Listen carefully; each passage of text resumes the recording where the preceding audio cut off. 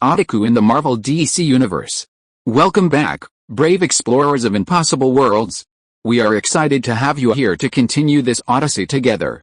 Before we continue, everything you'll hear is pure fiction, so please don't try to replicate combat techniques at home. This wonderful story and all its rights belong to its brilliant original author. We are only the messengers of entertainment. Want another dose of adventure? Subscribe to our YouTube channel so you don't miss a single chapter, and if you can't wait, our Patreon has exclusive surprises you'll love.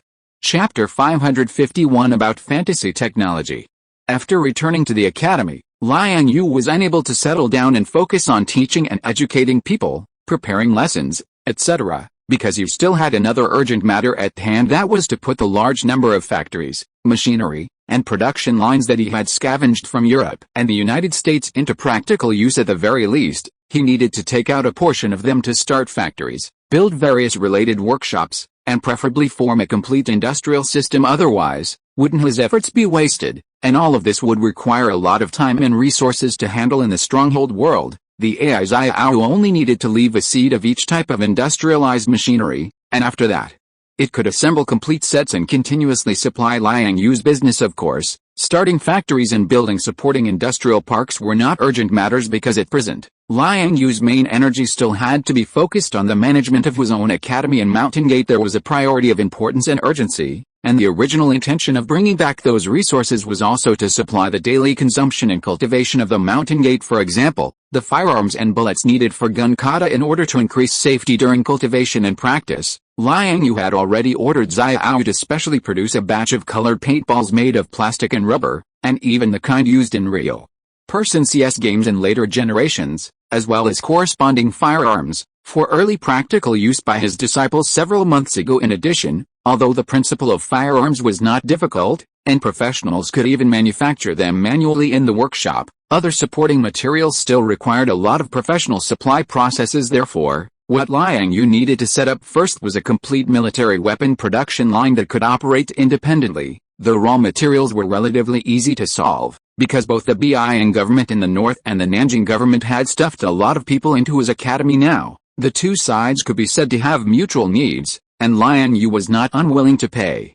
So there should be no problem with the raw material channels, the establishment and operation of the factory, as well as the selection of corresponding sites, would take some time. Fortunately, this was not too difficult for Liang Yue. In order to implement the distribution of trafficked children to their homes as soon as possible, he had once given 10 places to the local gentry and lower-level clerks alone. These places were obviously not given for nothing. Therefore, even if he went through normal channels and approval procedures, it only took 2 days to get the site required for the military factory and the corresponding business license approved smoothly. The land was still near the small town at the foot of Taipei Mountain, but it was some distance away from the academy, but it was relatively close to the location of the Mountain Gate, but it was still within the scope of the town. After getting the land, Liang Yue did not bother others this time, and led Xiao and the other women to work hard leveling the ground, laying the foundation stones, building the factory buildings, connecting the water source, creating the basement, building high walls around. In short, it took them half a day to deal with all of this. But if you want to run a factory, you have to have someone to operate it. The current situation was unstable. After Yuan Datao's downfall, a turmoil and separatism were about to come.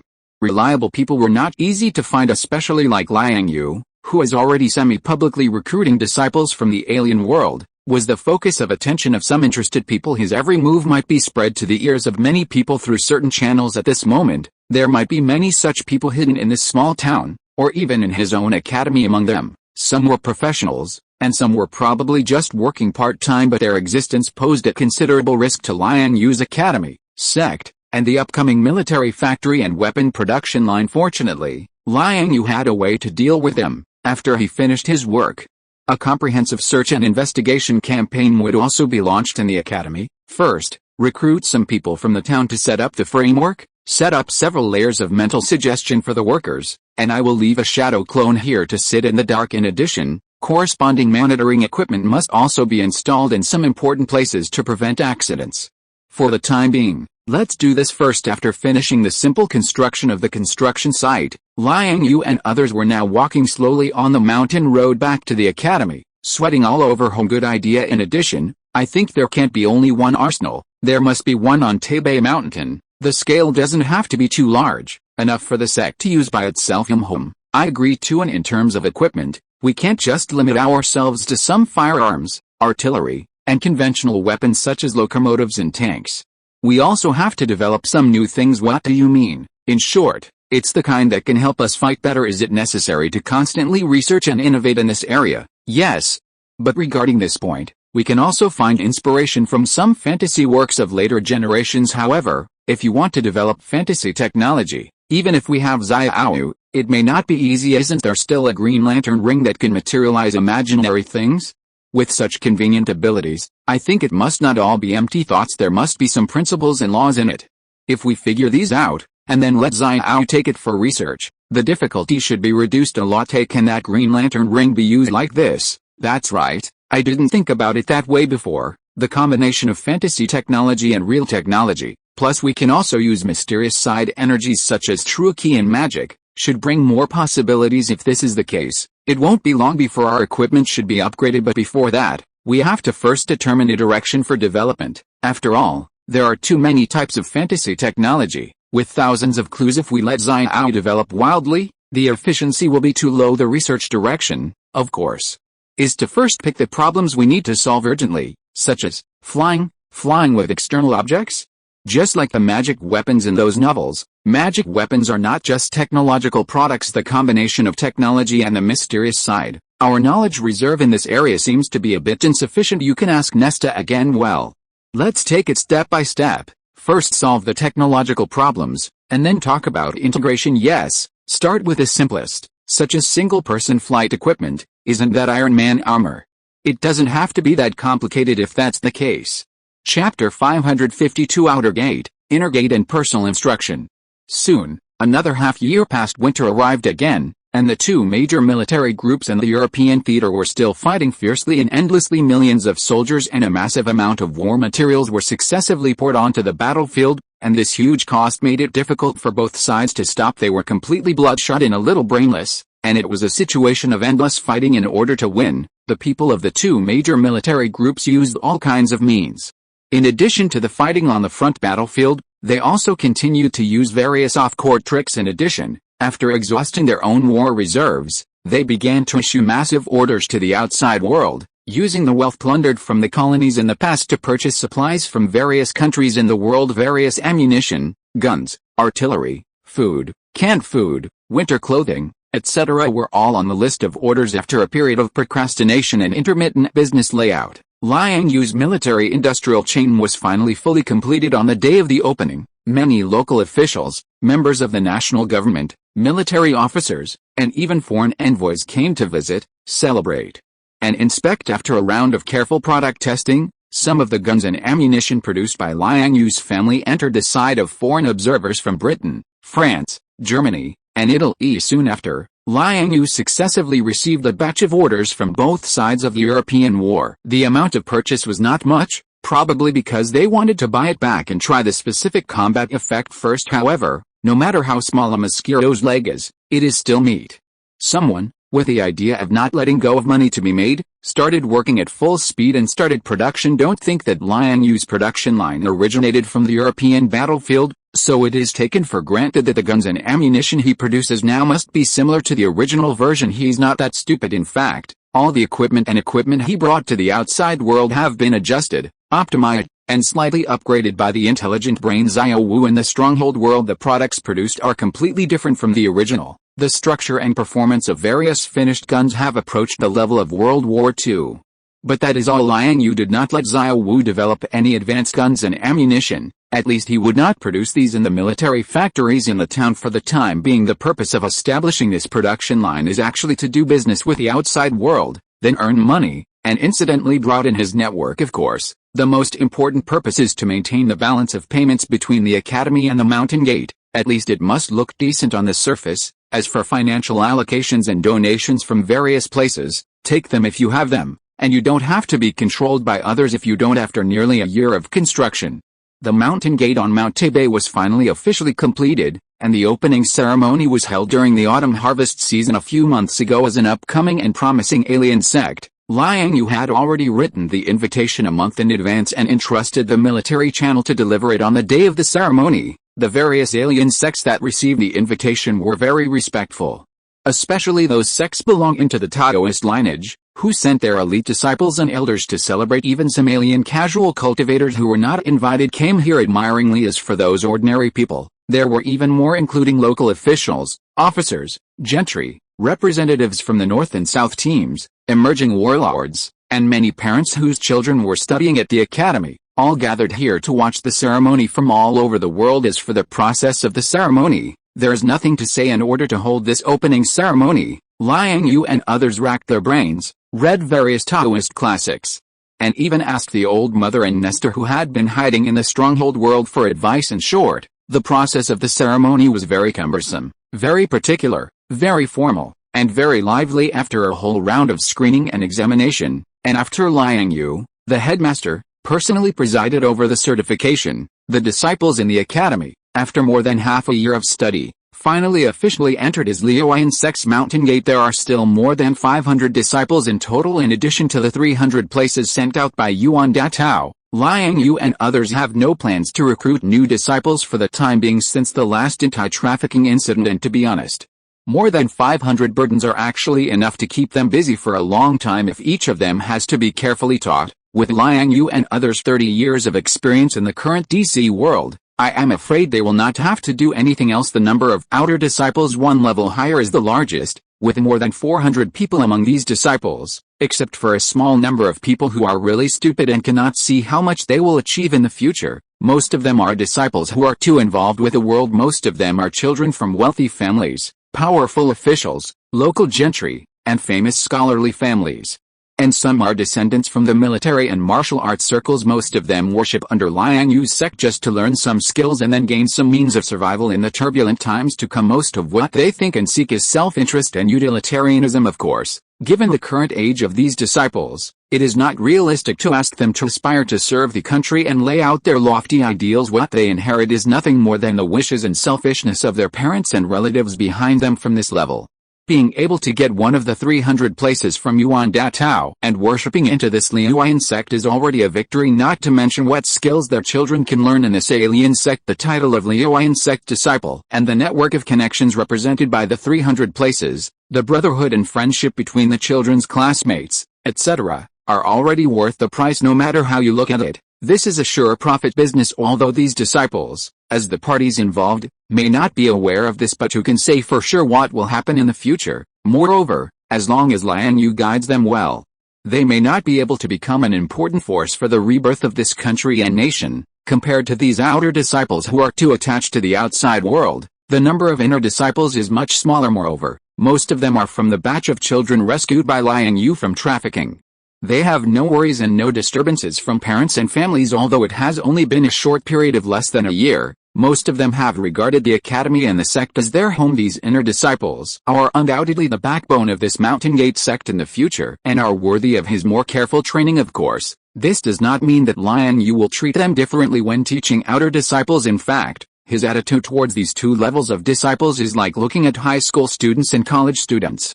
All the education, treatment, etc. they receive in the early stage are almost exactly the same. In this case, there may be genius disciples in the outer sect who can advance to the inner sect, but they need to bear more obligations in the inner sect. There will definitely be some disciples with weaker cultivation and talent, which is unavoidable. The question is, how much later resources Liang Yue is willing to invest in them, and whether they are qualified to continue in-depth study in the second half of their cultivation. As for the so-called personal disciples, it naturally refers to the disciples who are personally accepted into the sect by Liang Yue, the headmaster, and the elders such as senior sister Siko and teacher Shizuka. The scope and source of personal disciples are also relatively free, and they do not have to be from the inner sect. Even outer sect disciples, or even people that Liang Yue and others happen to like when traveling outside, can be accepted into the sect according to their own wishes. This requires fate. The randomness is too great, and there is no reason to explain it. However, so far, Liang Yue,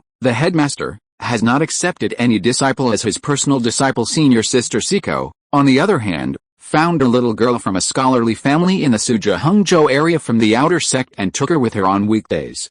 Claiming to be a disciple, that girl Nan also found a little girl from the group of inner disciples who looked almost like her, Princess Elfalwin. This time also rarely took the initiative to choose a mixed race, blonde, black-eyed little girl from the inner sect as her personal disciple. Besides that, no one else has taken any action to accept disciples. However, this sect has only just been established, and as the saying goes, time will tell.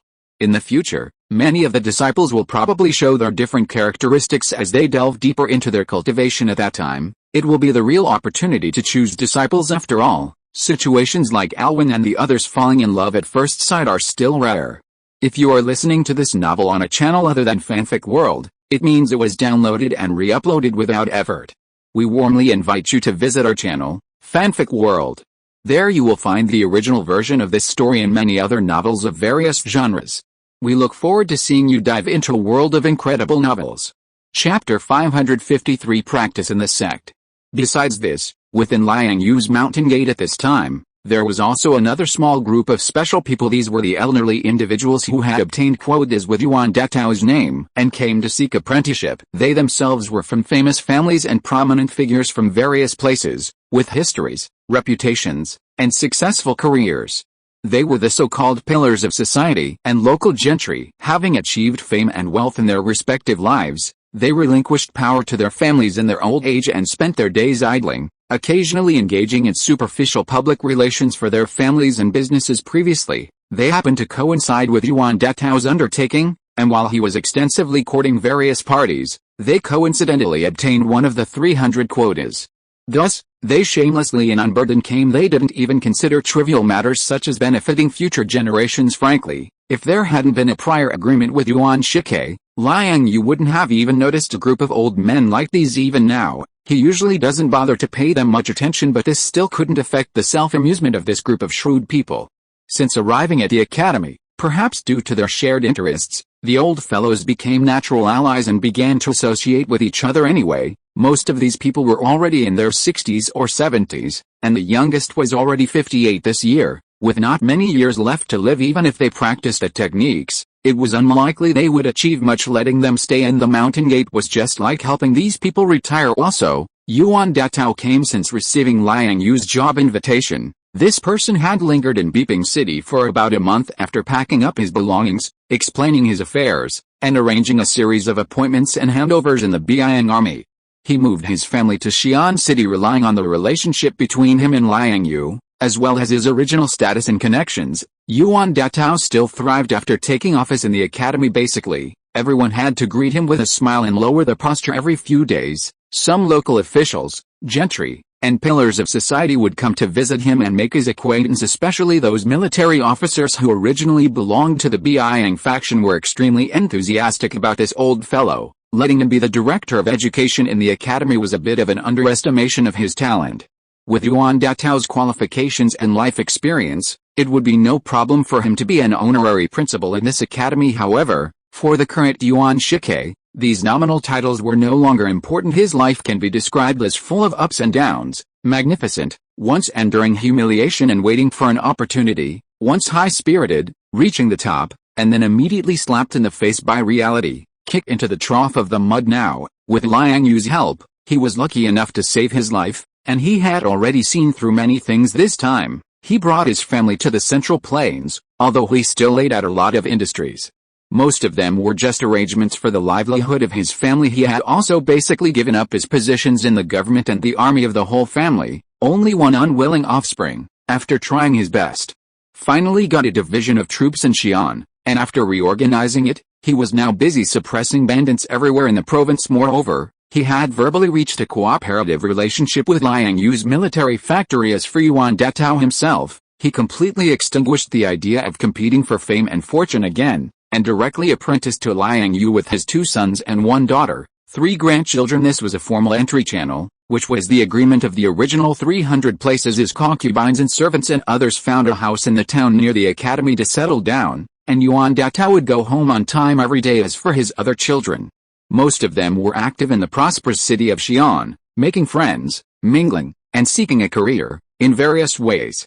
Nowadays, Liang Yue's Mountain Gate of the Flowing Cloud sect has been officially completed, and the opening ceremony has been completed under the witness of many fellow practitioners. Therefore, Although the main activity place of his numerous disciples is still in the academy, the matter of cultivation has been put on the agenda as a matter of course, and because the inheritance in Liang Yue's sect is too complicated, before cultivation, his disciples have to make a choice on the path of martial arts and Taoism. Liang Yue had explained this to them more than once when his mountain gate had not yet been established and a group of students were still studying at the academy, and explained in more detail to everyone the differences between the two routes of immortals and martial arts, and the advantages and disadvantages of each in the cultivation stage. In Liang Yue's vision, if the disciples under his sect choose the path of cultivating immortals, then for a long time in the future, this group of people will be defined as monks who are good at magic. The combat method will also be mainly based on medium and long-range spell output. In order to make up for the lack of close combat ability of this part of the disciples, it is natural to choose one or two physical skills and martial arts to practice separately. However, due to the limitations of the energy attributes in the body of the immortal cultivation lineage, they can mostly only practice external martial arts, for example, 5 elements fist, stone crushing foot, iron shirt, etc., which do not involve internal power cultivation, and even national arts such as Bagwood Palm that take a different approach. External martial arts such as 18 dragon subduing palms, which can generate basic internal breath power from the outside to the inside after reaching a certain stage of cultivation, must be practiced with caution. You cannot practice too much unless the cultivation realm has reached a certain level. Just like also always that a Taejokwon is both an internal martial art and can complement each other with his own monk's exercises. The situation of matching cultivation is because the inheritance of Wudang Mountain is broad and profound, and it is passed down in one line. Liang Yue does not yet have this condition. When will he calm down, painstakingly study his own practice, and then create a corresponding close combat boxing technique based on the wood attribute spiritual power of the evergreen art? At that time, he will be qualified to be compared with others. Therefore, adhering to this kind of consideration, for the choice of exercises in the immortal cultivation lineage, Liang Yue tentatively designated Bagwood Palm as the daily close combat boxing technique for this part of the disciples. However, because the routine of this national art is slightly feminine, and there are many twists and turns in the thinking of cultivation and fighting skills, in order to avoid a situation that the cultivation cannot be completed due to incompatibility with the disciple's personality, Liang Yue also selected another relatively strong boxing technique, Great Demon Subduing Fist, as a supplement compared with the alternative approach of Bagwood Palm. This boxing technique is a serious external martial art, and its grade is also relatively high in terms of power and the subtlety of moves alone. It is completely inferior to any high-level boxing technique of the same level, and it itself comes from Nine Yin Manual. However, since being obtained by Liang Yue from the Heaven Sword and Dragon Saber world, it has been shelved, and even the women around him have not paid much attention to this exercise. Therefore, this has led to their understanding of this boxing technique still being in a relatively unfamiliar stage. Although Liang Yue and others had intensively studied it for a period of time before because they wanted to teach it to their children, they are still at the stage of half teaching and half learning. As for the daily exercise selection of the martial arts path in this sect, it is relatively pure and direct. Liang Yue's library tower is full of exercises such as Quanzhong sword technique, frost shredding ice breaking palm technique, white tiger palm technique, yin-yang grinding, etc., which combine internal and external training and can be cultivated all the way from basic to advanced. Of course, strictly speaking, the above-mentioned boxing and palm techniques are mostly serious orthodox martial arts. They are not low in grade, and they also have a considerable effect on building a foundation for cultivation, which can lay a solid foundation for the disciples' martial arts. They are all self-cultivation techniques carefully selected by Liang Yue and others, and their attributes are mainly neutral, peaceful, and not very murderous, which is convenient for a future development in choice. Chapter 554 Education is not an easy job.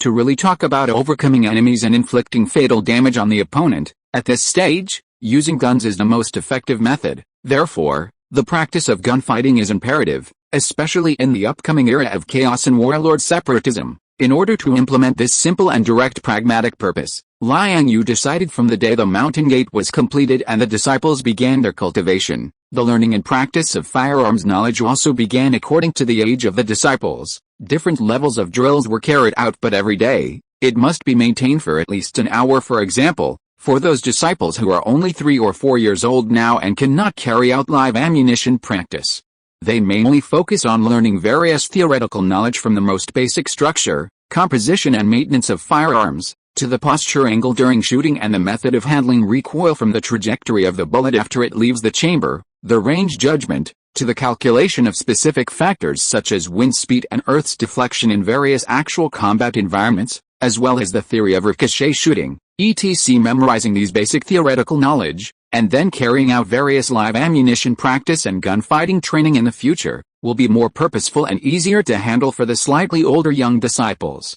They have to take the road of combining actual combat and theory at the beginning. Naturally, you have to start with target practice in addition to completing theoretical coursework. Liang Yue set a goal for them that each person must seriously fire 100 bullets every day. Moreover, there are specific requirements for the score value of various targets.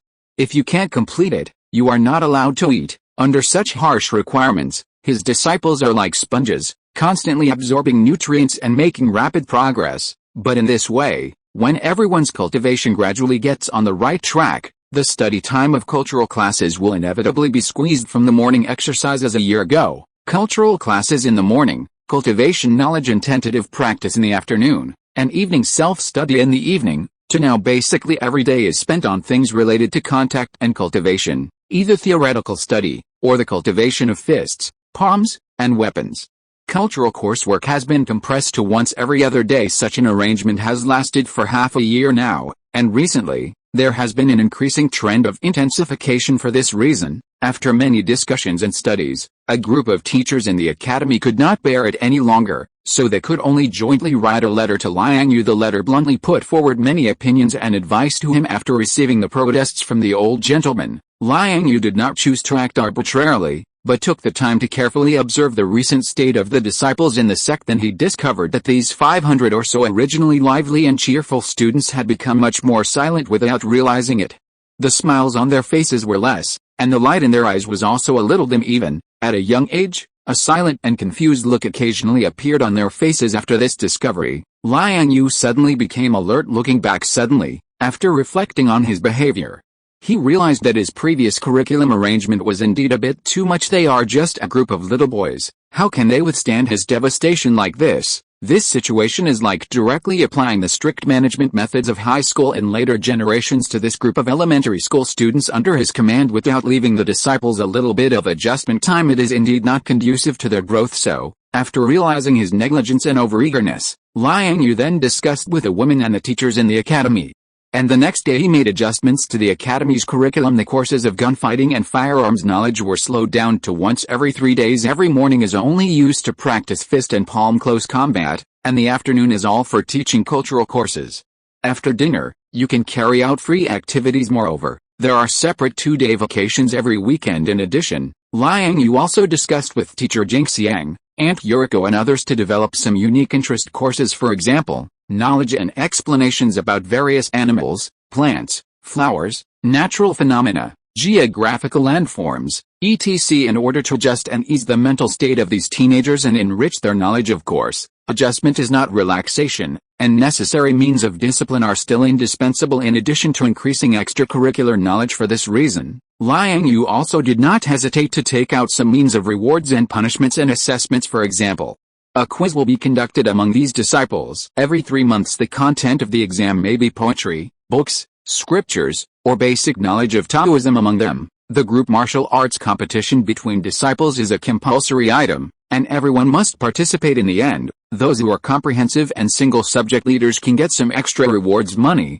medicine, customized equipment, personal talisman bestowed by the teacher, etc., are all available after such a course adjustment. After another period of time, the atmosphere in the academy finally returned to normal. The disciples no longer just had their heads pressed down and were forcibly instilled with knowledge as before, but began to actively absorb and learn under the promotion of the reward and punishment system. They also generated a certain degree of healthy competition among themselves. After this discovery, Liang Yue also breathed a long sigh of relief, and felt very relieved in his heart. However, he didn't think that everything would go so smoothly.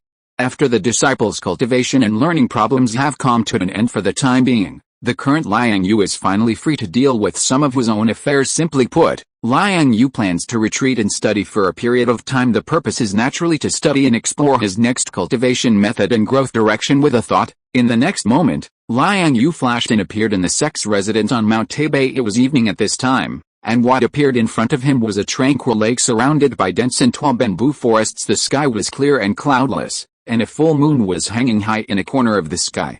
And the silver moonlight and frost sprinkled all over the earth. The surroundings were silent, only occasionally when the cold wind blew, it would caress the fine bamboo leaves and branches, making a rustling friction sound. Not far from his side, a small thatched hut built of bamboo by craftsmen using local materials was sitting there. Pushing the door open, what appeared in front of you was a whole set of furniture made with superb bamboo weaving skills, including pens, inks, paper, ink stones, tea sets, fishing rods, etc. In the center of the room, a regular lava stove was built here, and the orange fire shone brightly around, making it warm and abnormal. This is exactly a quiet place that Liang Yue prepared for himself.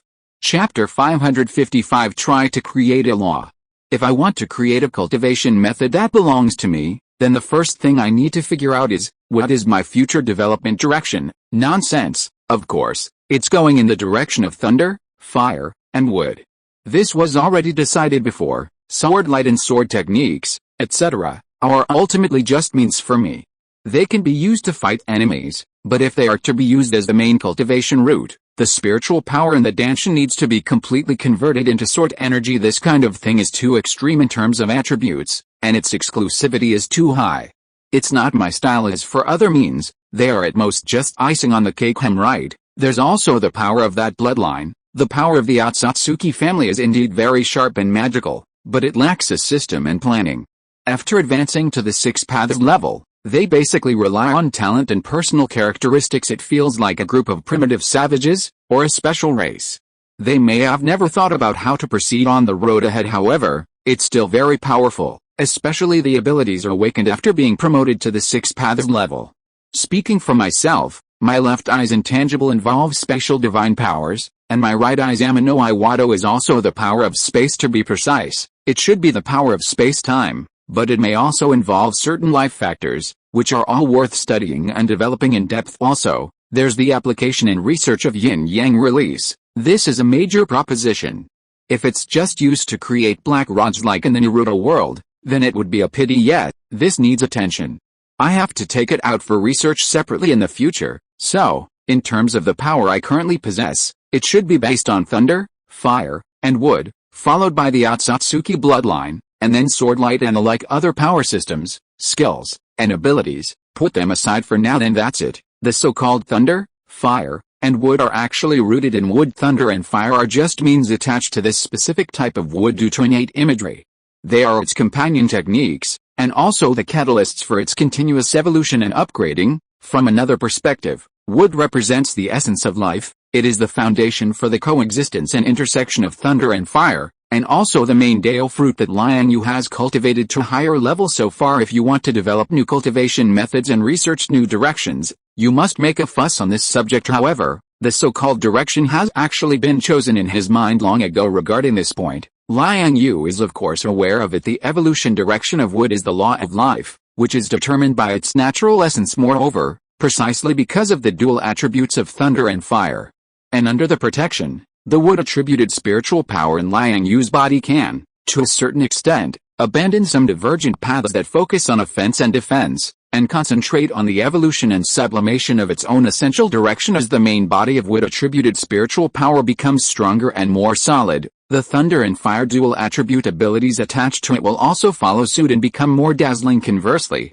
under the impetus of the increasingly fierce and violent thunder and fire dual attribute abilities, it will also make the wood-attributed spiritual power more vibrant, refined and pure. The two can be said to complement each other and make up for each other. And if you want to advance your wood-attributed energy to a higher stage, the first thing to do is to have a higher goal and direction, and establish a high enough reference. Moreover, the energy attributes of this reference object should preferably be consistent with Liang Yue's own situation, counting the myriad worlds. If you want to advance your energy to a higher level, there are mainly two methods. Either follow the existing cultivation method specification step by step, work hard to cultivate, and when you are promoted to a higher level, the energy in your body will naturally follow the promotion under this path. The efficiency is lower, but the promotion process is relatively safe. Basically, as long as there is no problem with the person, and there is a corresponding cultivation method around, you can smoothly walk down. But the problem now is that Liang Yue has no cultivation method, so this path is temporarily blocked. As for the second method, It is much simpler and more direct, that is to find a high-level energy that is compatible with one's own spiritual power attributes, and after absorbing and integrating it, if everything goes smoothly, it will basically complete the promotion. The disadvantage is that the promotion process is riskier, and if you are not careful, you will die. So, this second type also seems a bit unworkable, but fortunately, this is not completely impossible by studying the structure, attributes, and principles of the Green Lantern ring, and with the help of the independent consciousness inside the ring, it might work. However, in order to be on the safe side, Liang Yue decided after thinking twice to take a combination of two paths. On the one hand, explore his own cultivation method, and on the other hand, the research on the Earth's life force cannot be left behind. Although this requirement is slightly higher, Liang Yue has confidence in himself and enjoys it. As soon as he thought that he was about to explore a new field and try to forge a path of his own in the pitch-black road ahead, he couldn't help but get excited. This seems to be the first time in Liang Yue's life that such a situation has occurred. Even his body began to tremble faintly because of the excitement in his heart. Taking a deep breath and barely calming the abnormal emotions on his body, Liang Yue then took out a wooden box, opened the lid, and inside was a delicate thread-bound book. It is the original secret book of the evergreen art. In short, the evergreen art is my current main cultivation method. Although it is only the most basic type in the cultivation world, the more basic it is, the higher the applicability. Moreover, since it can cultivate wood-type spiritual power, it also shows that it hides many operating principles related to wood-type acupoints.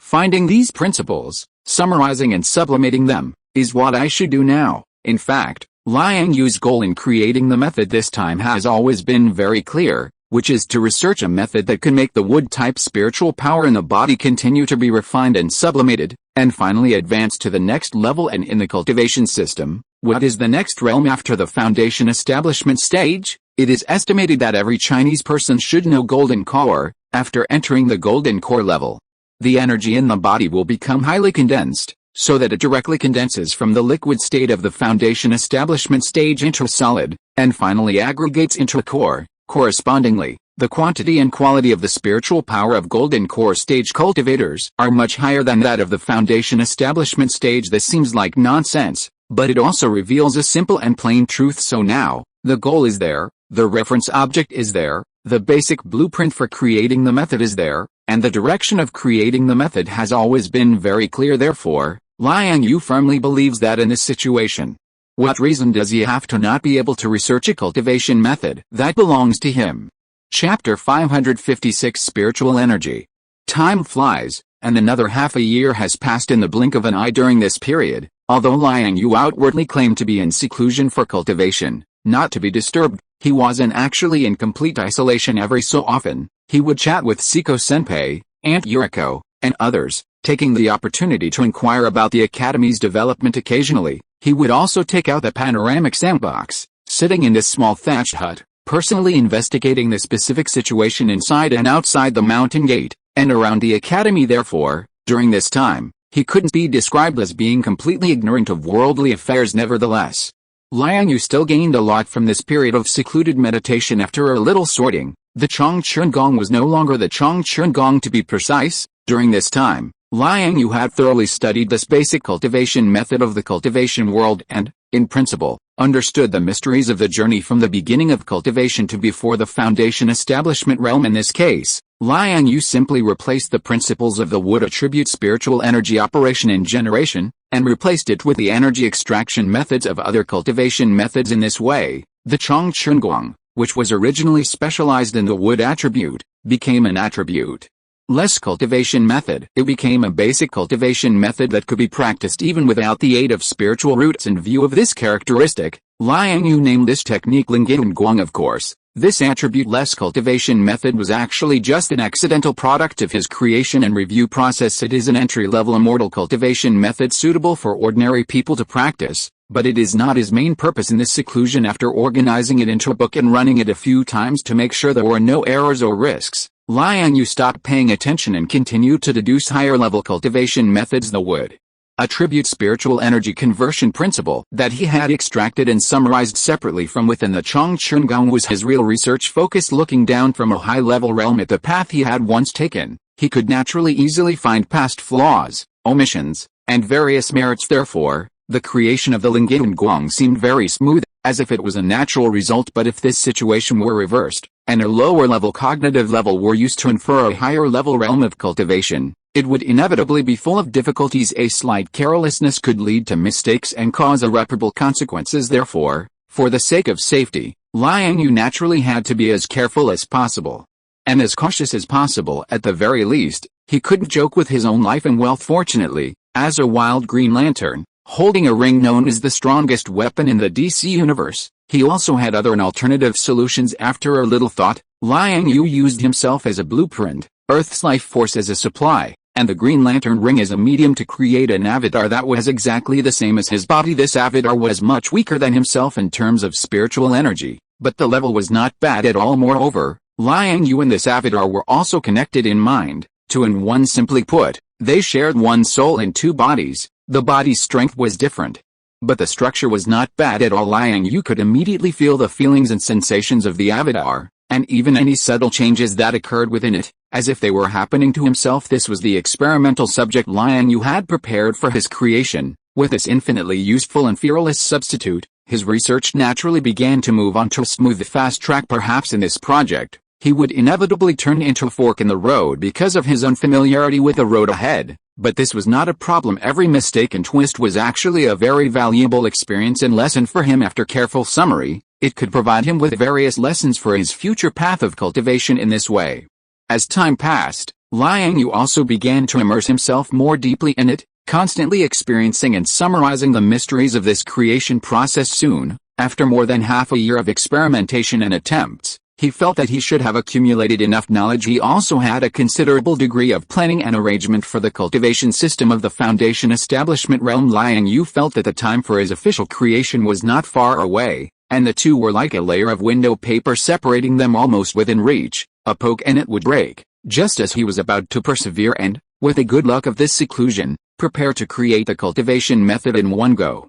A sense of dullness and annoyance suddenly arose in his heart for no reason. This situation was like, at the critical moment of teaming up to rush the tower, a sense of urgency suddenly came like a mudslide, interrupting his enthusiasm and thoughts. Various pangs and tumbling sensations made him completely unable to concentrate his energy to focus on output. The appearance of this situation was obviously very abnormal. After hesitating a few times, Liang Yue finally had no choice but to reluctantly interrupt his plan to continue his seclusion and create a cultivation method.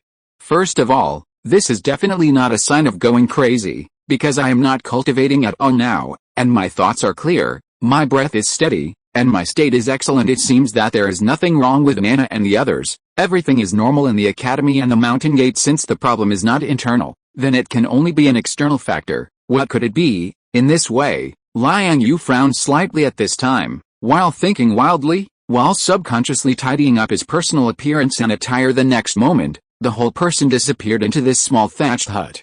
Roar, chirp chirp chirp, croak croak croak, aw screech, meow wow. Wow.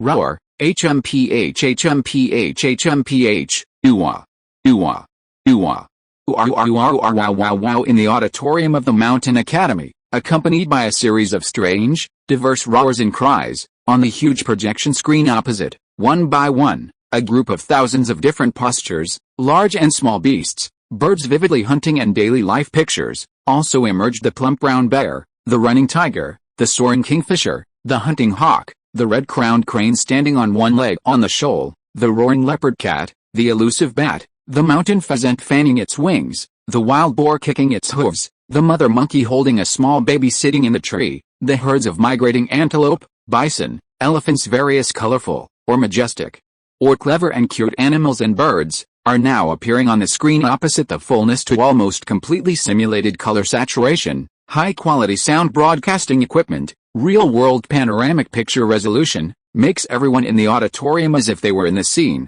stunned, sitting in their seats. Whether it is a young boy of only 4 or 5 years old, 8 or 9 years old, or a teaching mister who is in the prime of life, or a group of old people who are already over half 100 years old at this moment, everyone in this auditorium, without exception, almost all widened their eyes, subconsciously opened their mouths, or leaned forward, clenched their fists, or huddled together with several people next to them, biting their fingers, staring intently at the picture, unable to recover for a long time. Even breathing is unusually careful, for fear that a slight carelessness will miss even a frame of the picture at this time. What is being carried out in this auditorium is the extracurricular interest course that Liang Yue and the woman discussed to carry out for the students in the academy. Now that more than half a year has passed, this course has just progressed to the field of identifying, recognizing and classifying various animals and plants in nature. However, the purpose of opening this course is actually to relax the students in the academy, and by the way, to increase their knowledge base.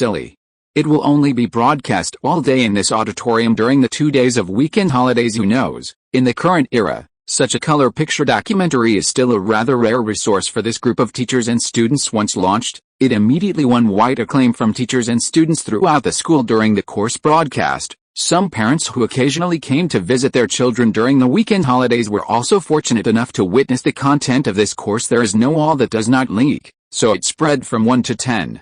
And from 10 to hundreds. The fact that Liang Yue's Mountain Academy has such color projection equipment and teaching courses has gradually spread outside. It is said that it has now caused a lot of impact in the outside world, so that many people want to enter the academy to see it for themselves. Unfortunately, the academy under the command of the alien, how can they enter if they want to? Even if the parents of those disciples want to come to visit their children, they must follow the regulations. In addition, the existence of Yuan Datao, the director of education, has really helped the academy block a lot of such troubles over time. It is finally stabilizing the situation. However, there are always some people who will use some non-existent names, such as government special allocations, private education donations, school teaching exchanges and cooperation, visits from superiors to send warmth, etc., to openly do some things that combine public and private interests. For these people, Aunt Yuriko, Neri Xiang, Yang Buhu and others did not deliberately stop them. After all,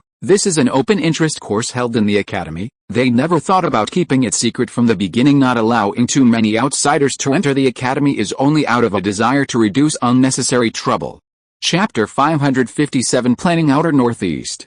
Scanning the entire auditorium, the 3-story high-ceilinged space, including the 2-tiered suspended seating, was almost completely filled. Apart from the teachers and visitors seated on the 2nd and 3rd floors, the spacious hall on the 1st floor was packed, with students even standing in the aisles. Roughly estimated, at least 300 to 400 people had gathered in the building, dense and crowded, heads jostling against each other. Liang Yue had a hard time finding teacher Jingxiang and Nana, who were surrounded by female disciples. As for the others, they were either accompanying the visitors on the 2nd and 3rd floors or not present. Seeing this, Liang Yue stopped thinking about face-to-face conversations and directly opened the villagers' communication platform, asking the woman, "Has anything happened outside recently?" Xiao Zhao said, "No, everything is normal." Yang Buhu said, "There are just a lot of people coming to our school.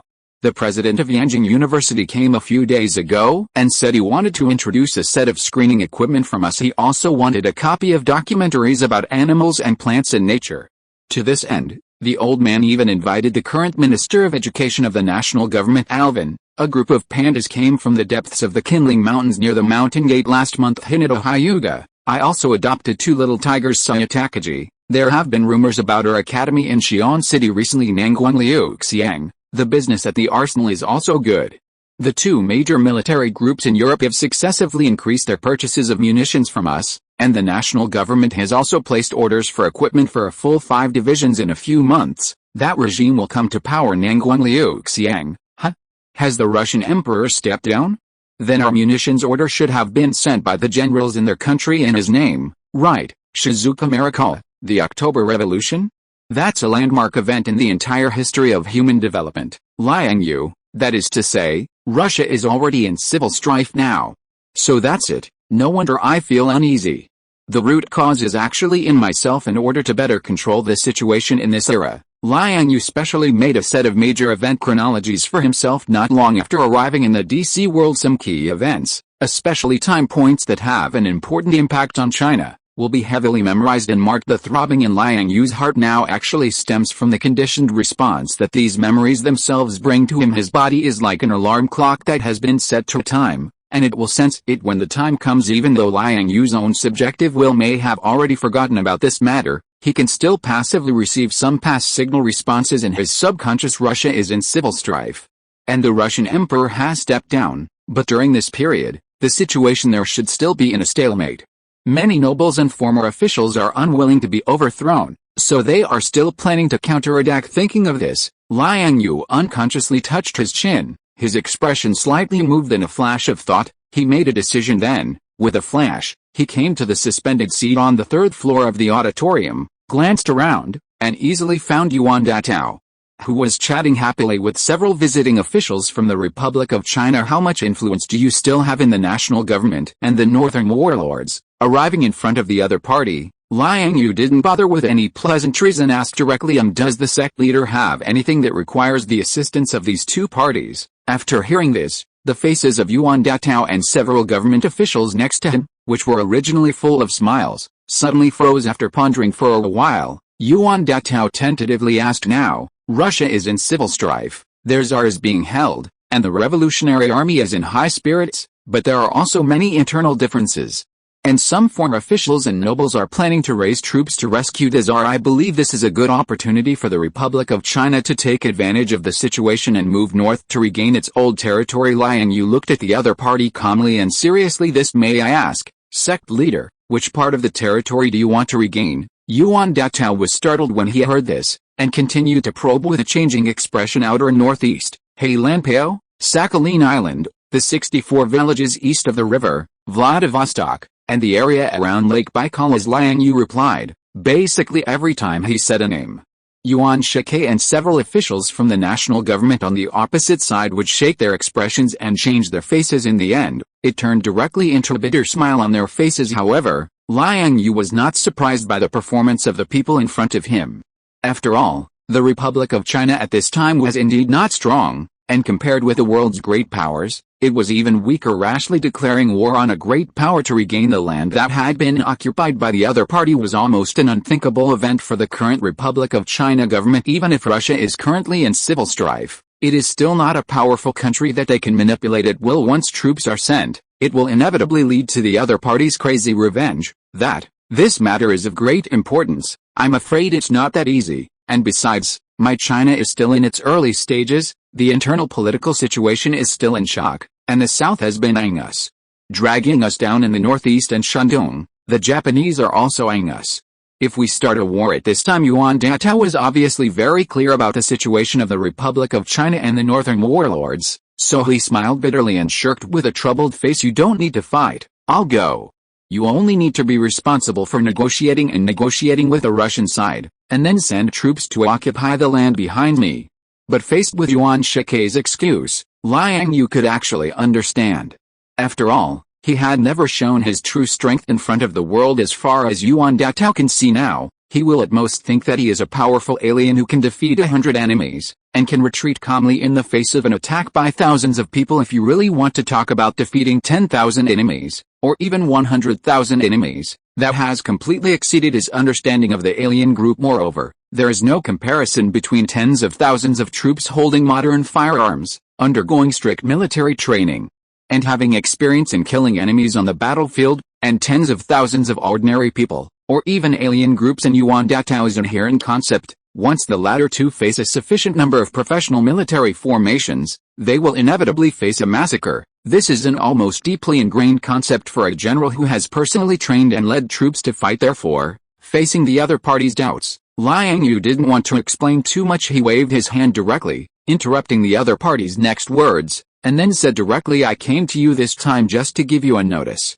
As for what to do specifically, you can gather those old northern warlords and generals here and wait for the development of the situation. Saying that, Liang Yue turned to his sleeves and took out a black circular object the size of a vinegar dish. This is a new object developed by the intelligent brain Xiaoyu after studying the quantum communication system of the Kryptonian spacecraft and combining it with panoramic sand table technology. It has the function of a panoramic sand table, but it can also be used for remote connection and video communication. This thing is a communicator, but it can only be used in the academy.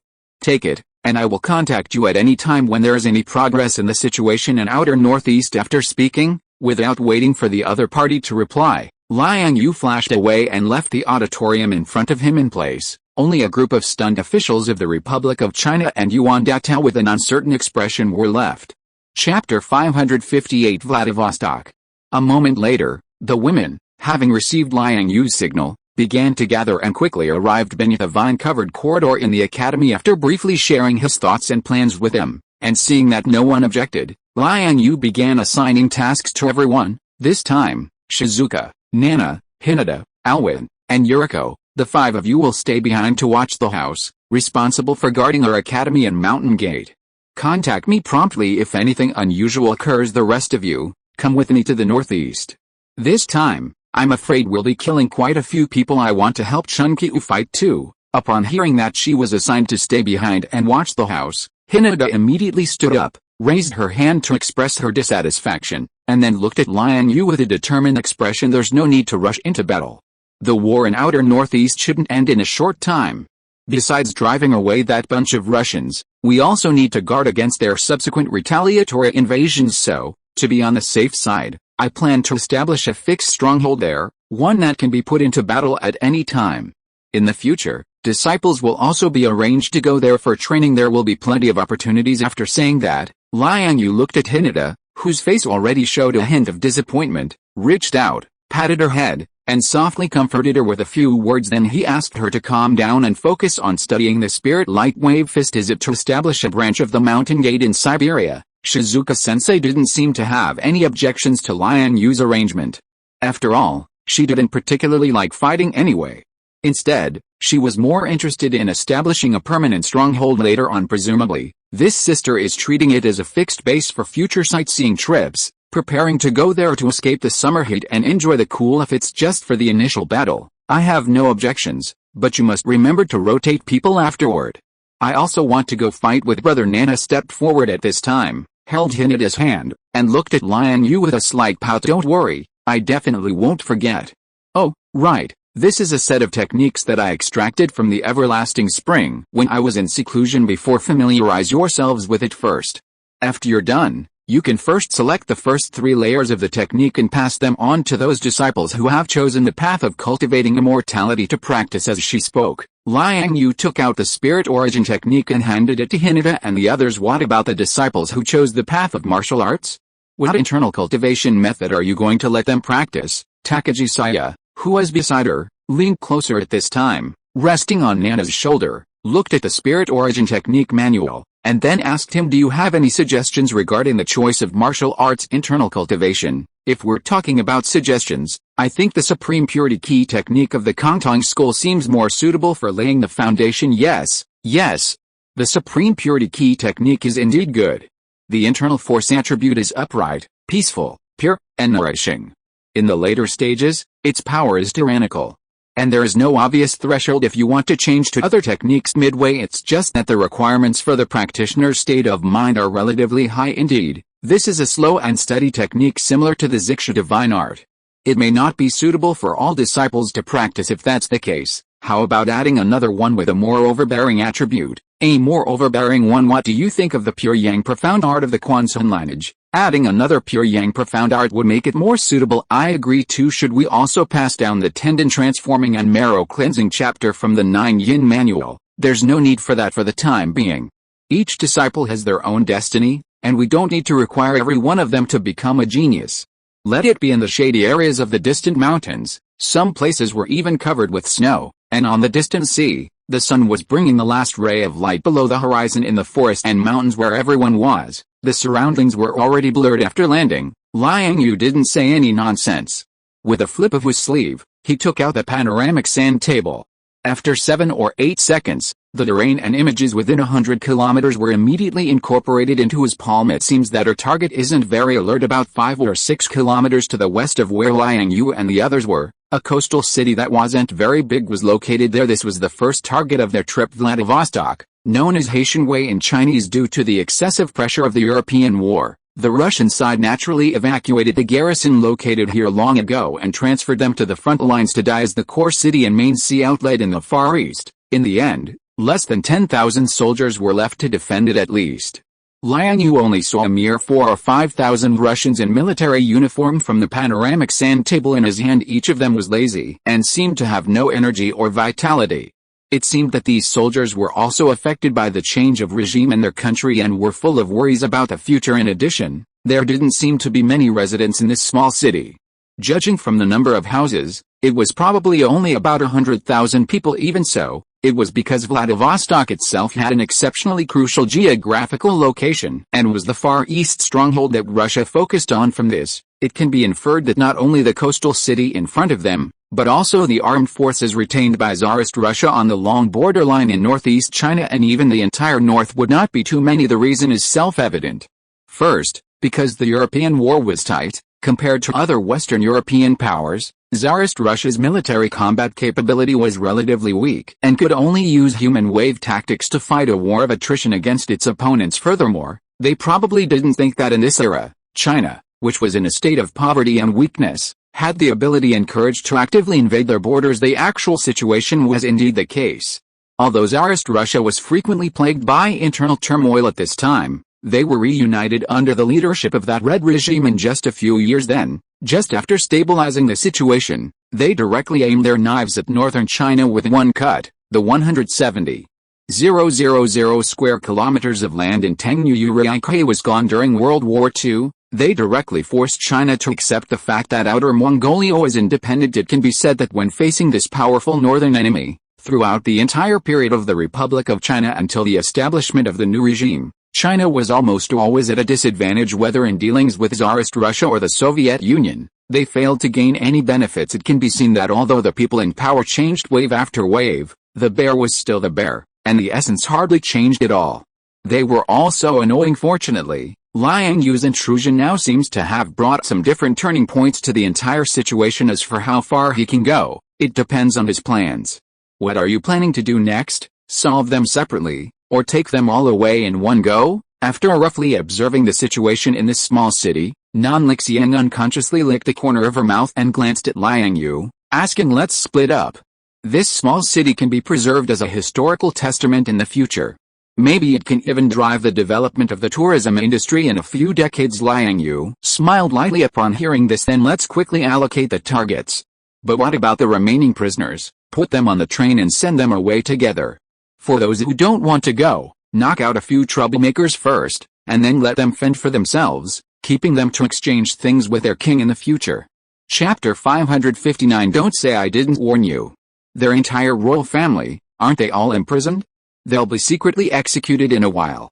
What king are you talking about? Yang Yue asked with a puzzled look while speaking. She, like the others, took out a pair of slightly bulky, cyan black mechanical leg guards from her storage space and slowly put them on. "So, after resolving things here, I plan to rescue the Tsar and hand him over to those old nobles, and also get some conditions from them." As he spoke, Liang Yue also put on a similar leg guard, and then took out a similarly crafted mechanical belt. He grabbed the metal buckle and fastened it around his waist.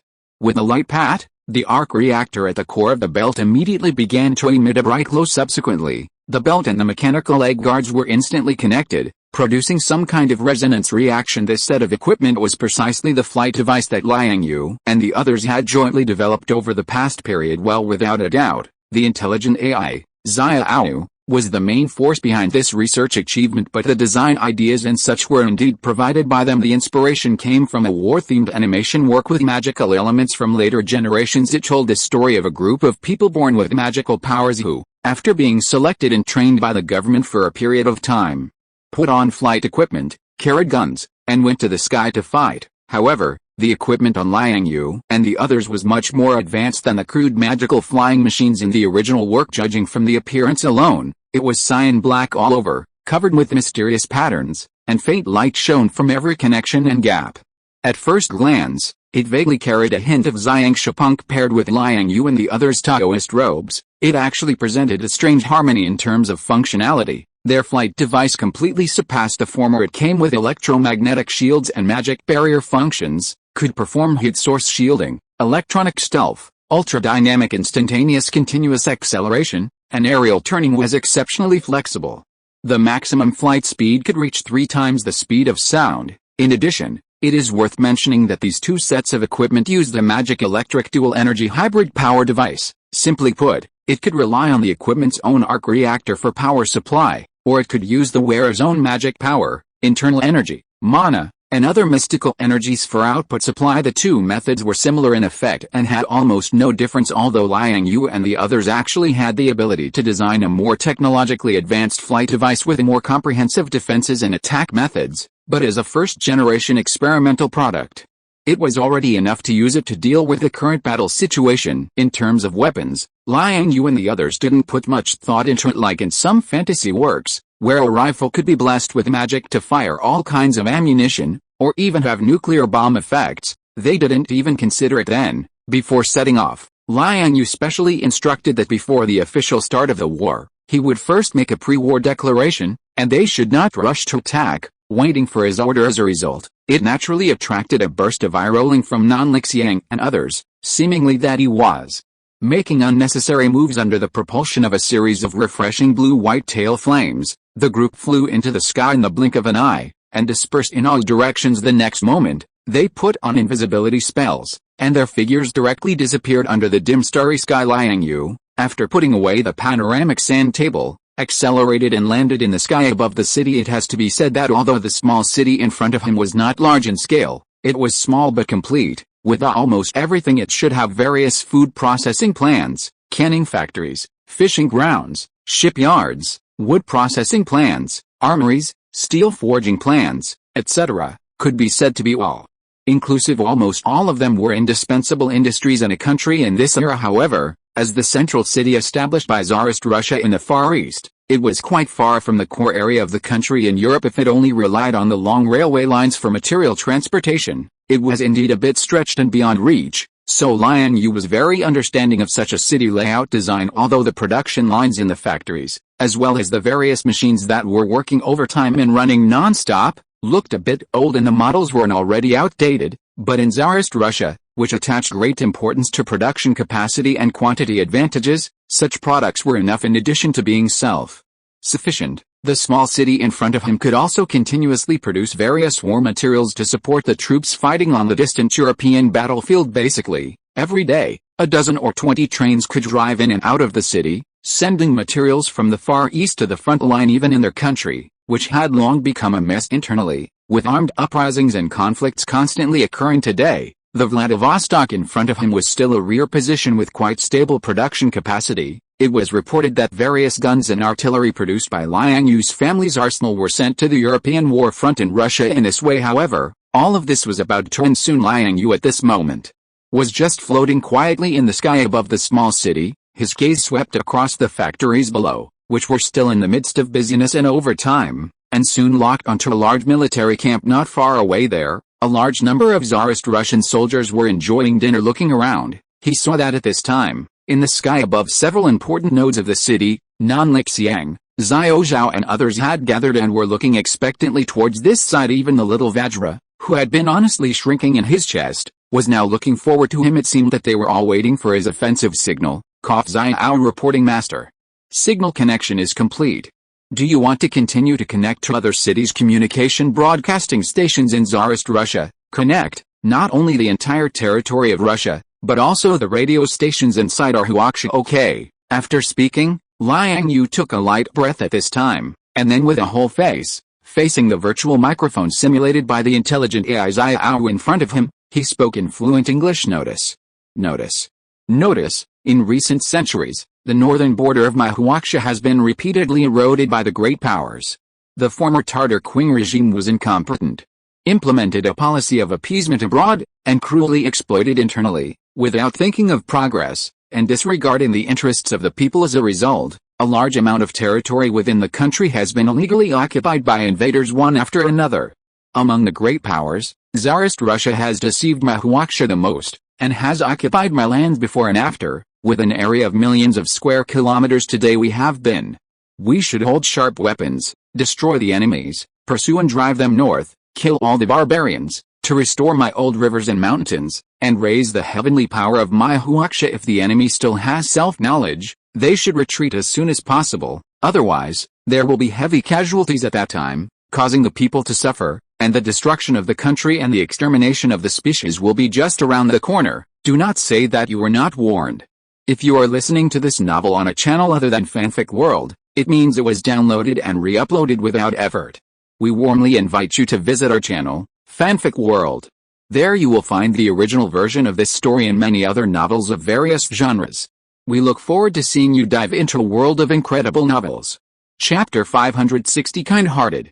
Ho ha ho ha. Clearly, no one took Liang Yue's words seriously, so much so that the Russian soldiers who were eating in the military camp below thought that their broadcasting station had made a mistake in the broadcast frequency and accidentally received a domestic radio station from China as a result. Bursts of laughter began to resound in the military camp. It also brought a long-lost joy and relaxation to these Russians' originally dull and boring military life, so much so that even though he was hundreds of meters away from the ground, Liang Yue could still clearly hear the joy and a hint of ridicule in the laughter below with his extraordinary hearing. So, in the next moment, he didn't say any more nonsense, and directly raised a palm and slammed it down. Operation Start. Buzz. In an instant, as Liang Yue's order fell, the sound of fierce ammunition pouring out immediately began to resound over the entire city in the dark night. Countless swaying streamers bloomed almost at the same time, rubbing out fiery red trajectories in the air, like inverted fireworks, rapidly scattering from the air hundreds of meters above the ground. Bundles and handfuls of countless ammunition covered large areas in an instant. Whoosh whoosh whoosh. Chirp bang. Boom.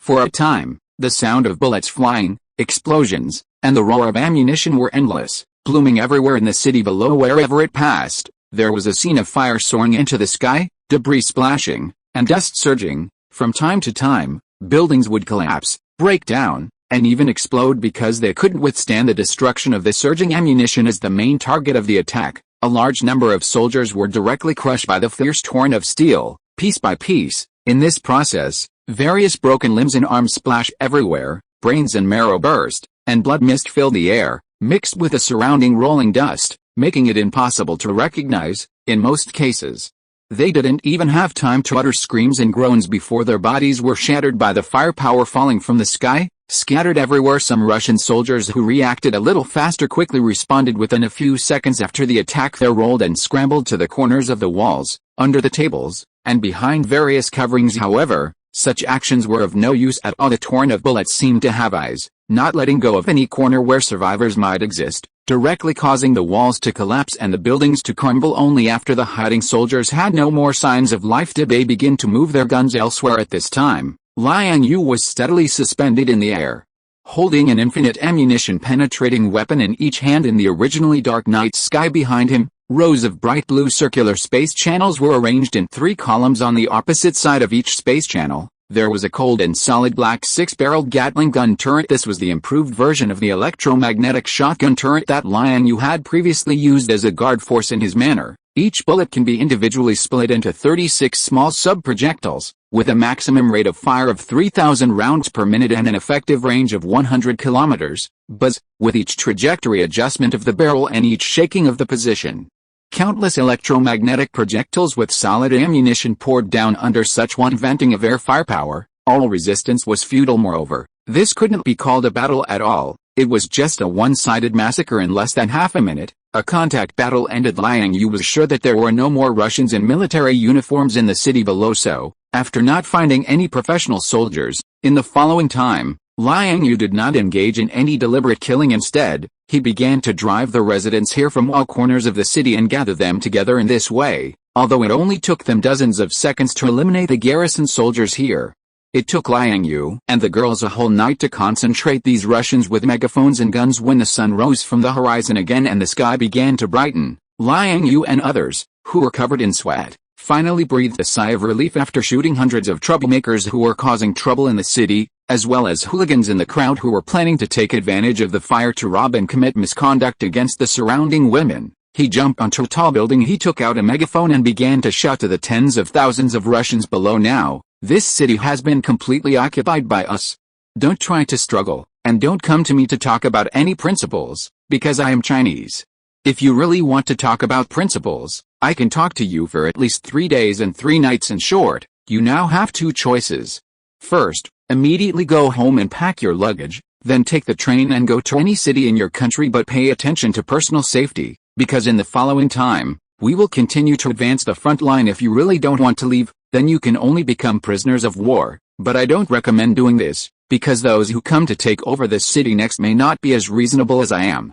At that time, you will at least be assigned to a kind of hard work that will not get any reward. So now, you probably have 2 hours to go home and pack your luggage, and then take the train to leave here. Okay, I finished speaking. Please hurry up. Next, because I think that relying on the capacity of a dozen trains should not be able to transport so many of you. Let's begin. Soon, after 3 consecutive gunshots, the ordinary Tsarist Russian people, as many as 60 to 70,000, were like marathon contestants who had been given the starting gun one by one, in groups, screaming and swarming. They rushed in all directions. Some ran towards the city, and some ran directly towards the train station. For a time, the whole scene was chaotic. People squeezed people, and people trampled on people during the process. Many Russians were knocked down by the people around them, pushed to the ground, and they never got up again. Whether it was the elderly, children, women, or men in their prime, they all seemed so fragile in the face of the surging crowd. Gradually, blood began to dye the ground red, and countless shouts, wails, and human tragedies were staged in the crowd. Standing at the top of the tall building, Liang Yue did not have the slightest sympathy on his face when he saw this scene. After all, this was originally Chinese territory, and those who once lived on this land did not encounter someone as kind-hearted as him. In order to maintain the purity of the ethnic group within the territory, the original Tsarist Russian invaders adopted cruel racial, slaughter, and killing policies. Whether they were soldiers or ordinary people, they could not escape the fate of being slaughtered. In comparison, Liang Yue's attitude of letting them live and letting them fend for themselves is enough to be called benevolent and kind, and may even be scolded as womanly benevolence. Chapter 561 Dark Map Westward. Subsequently, Liang Yue and the others stopped paying attention to the chaotic scene below and gathered together to discuss their next course of action. Speaking of which, due to climatic factors and other reasons, the Russian Empire, especially in the Far East, that is, the northern part of Asia, didn't actually have many cities and settlements. Even in later generations, you could count them all on one hand. Not to mention in this era, the vast Siberian wilderness was almost entirely uninhabited, filled with primeval forests. At this time, people didn't value these things, naively believing they were just desolate mountains and wild lands, dangerous places where ferocious beasts roamed. It wasn't until later, with the increasing development of society and the further refinement and upgrading of industrial technology, that the status of various raw materials also rose accordingly. This vast and mysterious, desolate and frigid land was then re-emphasized. Unfortunately, by then, Siberia had long become the exclusive domain of the Soviet Bear, its inviolable sovereign territory under the pressure of that powerful Red regime. Other countries and regions were instead worried about whether they would become targets of aggression. Wanting to covet the other party's territory was simply absurd. However, after saying 1,000 or 10,000 words, that was only in later generations. At least several decades would have to pass in this era. The whole of Siberia was basically an undeveloped wilderness, far from being the Soviet hinterland, hiding and building countless missile bases and secret military fortresses. At this time, the Russian Empire didn't have the energy and resources to develop this primitive wilderness where even walking was fraught with difficulty. Therefore, for Liang Yue and the others, the situation they faced in continuing to push the front line forward wasn't actually complicated. They just needed to advance along the Russian Empire's border, removing their military outposts stationed in various places, and since they were guarding the border, they wouldn't be too far away. With the help of the panoramic sand table, this goal shouldn't be difficult. Also, they needed to pay attention to the conditions of the main rivers and branch networks in the entire area. Back then, when the Russian Empire traversed Siberia, it was by using wooden boats and canoes, taking advantage of the crisscrossing river networks on the wilderness, that they gradually completed the exploration of this goal. Most importantly, it was actually the Trans-Siberian Railway, which the Russian Empire had spent a lot of manpower and material resources to barely build. For the Soviet Bear, this was their main transportation line for controlling the Far East. Once destroyed, if they wanted to send military forces to Asia on a large scale again, they would probably have to borrow passage from other countries, or simply come by warship. Not only would it take a long time, but it might also bring many other unnecessary troubles. Venturing directly across the entire Siberia would require choosing the right time and season. After all, the brutal Siberian cold wave wasn't just talk, and for Liang Yue, wanting to destroy a railway was simply too easy. Just walk along it once, and all the rails and wood could be collected into the stronghold world. At that time, the wood could be used as firewood, and the rails could be directly forged into steel. At least several 100,000 tons, right? After such a trip, he wouldn't have to purchase steel for at least a few years, but the Soviet Bear would probably be so distressed that it would vomit blood. However, Liang Yue didn't intend to destroy this railway trunk line for the time being, at least, not to destroy this lifeline of the Russian Empire's Far East on a large scale, because whether it was for the dignity of war or territorial ownership, in the end, It all had to be won with real guns and ammunition, and Liang Yue's plan was to use this entire Far Eastern Railway as a breakthrough point, adopting a salami-slicing approach, advancing step by step, constantly bleeding the Soviet bare, and using it to deplete their national strength. In addition, before this, Liang Yue also planned to go to Moscow to rescue the Tsar's family. Only in this way could those old nobles, bureaucrats, and landlords who had been targeted by the Red regime have the opportunity to gather together and become a force capable of restraining the other party. The Far East was too far away from the main urban circle and large industrial base of the Russian Empire, and it was sparsely populated and had harsh geographical conditions, which was naturally not conducive to recruiting troops and establishing a base. So, in all likelihood, it would not become the Tsar's retreat after escaping, or the first target to be captured, as the saying goes. To secure the outside, one must first pacify the inside. At that time, Liang Yue, for both the Tsar and the Soviet Red, although he seemed to be an eyesore, was actually only a secondary obstacle hindering them from maintaining their own rule. As long as one of these two parties had not collapsed, it was estimated that it would be difficult for them to free up their hands to deal with a threat from distant Asia wholeheartedly. Of course, after saying 1,000 or 10,000 words now, it was actually just the result of analysis on paper. No matter how reasonable and correct the conclusion was, it couldn't keep up with the complex reality of thousands of threats. Perhaps, it was impossible to say that one day someone would have a brain fart and send a large army to this Far East. In addition to this, Liang Yue and the others couldn't only focus on the internal forces of the Russian Empire. At this time, it was during World War I, and the Western European countries were fighting to the death, in full swing. These traditional Western powers might not have the time and energy to pay attention to the changes in the situation in the East Asian region for the time being, but Japan, which belonged to the East Asian region, was not necessarily the case. Especially in this era, it was during the stage when the country was striving for self-improvement and was ambitious from top to bottom. Seeing that there was an opportunity to take advantage of the northern continent at close range, they might directly land across the sea, advance with the army, and launch an undeclared war. They had done this kind of thing a lot in history. In the end, in the current turbulent era, strong strength was the foundation of everything. No matter how much Liang Yue tossed and turned, he would eventually have to leave in more than 20 years.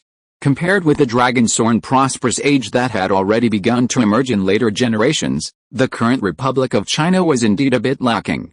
In short, our next strategy is to advance westward along the northern border of China, but the speed doesn't need to be too fast. First, remove all the Russian Empire strongholds in this area of outer northeast. Soon, during the discussion and planning of Liang Yue and others, time had unknowingly come to noon. At this time, they were gathered on the roof of the tallest building in the small city. While enjoying refreshments, they also spread out a Russian-made military map on the table, and the panoramic sand table was placed next to it. While monitoring the movements of the entire city through the sand table, they pointed at the map. Then, should we communicate with Yuan Shikai first? After listening to Liang Yue's plan, Yang Yue, who asked subconsciously at this time, no need. Based on his current status and situation, he shouldn't be able to mobilize much military force within at least a week. It would be very difficult to gather all the former military officers under his command. Liang Yue shook his head and said with some disappointment when he heard this, since that's the case, then let's take action ourselves. Yes. Anyway, we have the strength. By the way, will there also be some unusual powers on the Russian Empire's side? There will definitely be some, but the level shouldn't be too strong, probably similar to the island country. I'm afraid they won't come. It's just right to kill them all. Don't be careless. We still have very little information about this aspect. Be careful not to capsize in the gutter. Got it? Nagging. Chapter 562 Ghost Warrior. Roar. Just at this moment, a loud roar suddenly came from a corner of the small city, accompanied by the sound of rushing through the air. From far to near, everyone subconsciously turned their heads to look, and saw that the newcomer was actually a fierce beast in the shape of a giant ape, leaping towards them from afar, drawing a high parabola in the air. As the distance gradually approached, the figure of this giant beast also began to shrink. Suddenly the speed of this change was extremely fast, and it actually left circles of substantial light and shadow outlines in the air when it flew to the top floor of the building where everyone was.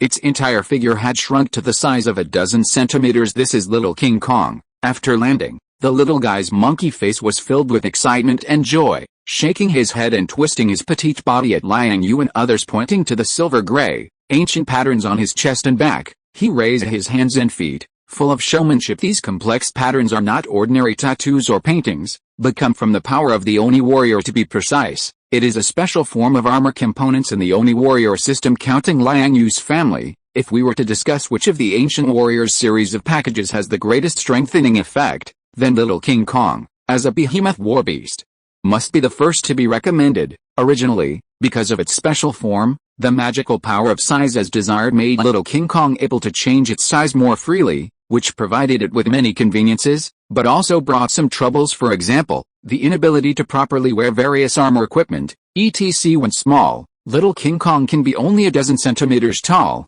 and it is easy to be ignored even when shrunk in someone's clothes, but when enlarged, it can directly transform into 20-meter-tall Land War King. Little King Kong in this state is naturally difficult to find suitable armor and weapons, although, with the powerful body of the behemoth warbeast, it does not need to rely on these external objects to provide any convenience, but who would dislike additional combat power enhancements without affecting itself. This situation was properly resolved until Nesta joined Liang Yue's team some time ago under the special customization of this former old god. When the Oni warrior's armor was applied to Little King Kong, it was directly transformed into a special battle pattern between the virtual and the real. It can normally absorb the power of the soul, strengthen itself, and adjust according to the changes in the size of the behemoth warbeast. This little thing may not be able to provide Little King Kong with much substantial protective power at all, but it has greatly satisfied the little guy's vanity. In addition, the limited application of soul power and the inheritance of the Aishin Ryu soul combat skills have also made it no longer just the super meat bomb that could only fight by instincts invisibly. It has indeed benefited Little King Kong a lot,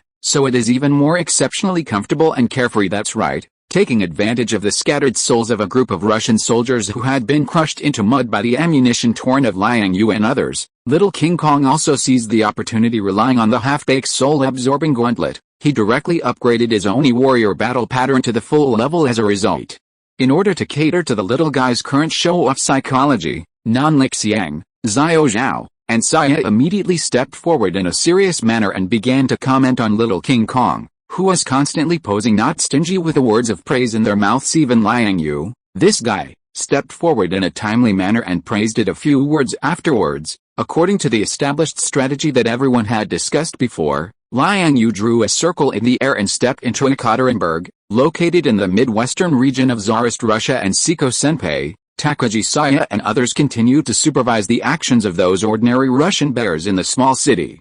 And from time to time they would shoot and kill a few hooligans and robbers who wanted to take advantage of the chaos to do some misdeeds inside the train station outside Vladivostok. It was already overcrowded and the scene was quite chaotic and anxious. Even as the sunlight dimmed bit by bit, various chaotic and violent behaviors began to intensify. It was not until Liang Yue returned from the heart of Tsarist Russia that less than 10,000 people had been transferred from the train station in front of him. Of the remaining Russians, only a few thousand chose to stay in the train station temporarily, waiting for the next wave of train capacity to arrive. The remaining 50,000 or so people went directly along the railway tracks, dragging their families, carrying their children, luggage and necessary rations, holding torches, and walked into the dark night. Obviously, in their eyes, compared with being reduced to prisoners of the Chinese and accepting unknown labor arrangements, Siberia in May and the dark night were not so unacceptable as for those who chose to stay temporarily at the train station. Most of them were just women,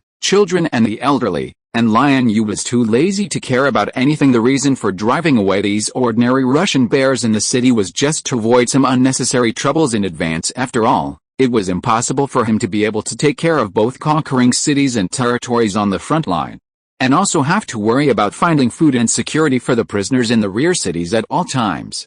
DDDDDD report master, it's a call from the country. Just at this moment, just as Liang Yue was sitting around a magma stove with the women beside him under the night, explaining to them his actions and experiences during the day, a corner of the panoramic sand table suddenly flashed red light. After hearing the prompt from the intelligent brain Xiao Wu, Liang Yue subconsciously connected to the connection, and then immediately, a big head appeared in front of them. Well, the one on the other side of the video communication is Yuan Shike. At this time, the old man had a curious look on his face, and there was a hint of tension and anxiety in his expression. Behind him, there were also a few other old guys standing, with faces that were basically the same as his. Obviously, they were still a little unaccustomed to using such advanced communication equipment for the first time. Yo, you're learning quite fast, You can already use this communicator looking at the old guys on the other side. Liang Yue twitched the corners of his mouth at this time and joked with them little King Kong, who was originally squatting on his shoulder.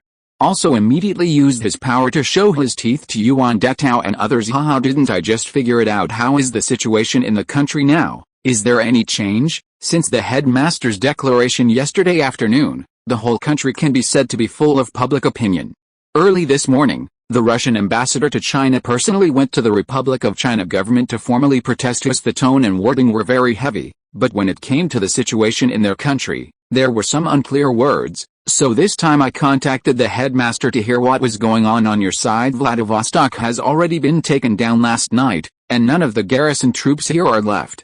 As for the ordinary Russian citizens living here, most of them have also left today. Some took the train, some walked on the road. It is estimated that the loss will not be too small. Only 3,000 or 4,000 old, weak, women and children are left in the train station, and during the day I also took the time to run to Ekaterinburg and rescue their Tsar. That family is now staying in a frontline command post, staying with a group of nobles, very safe.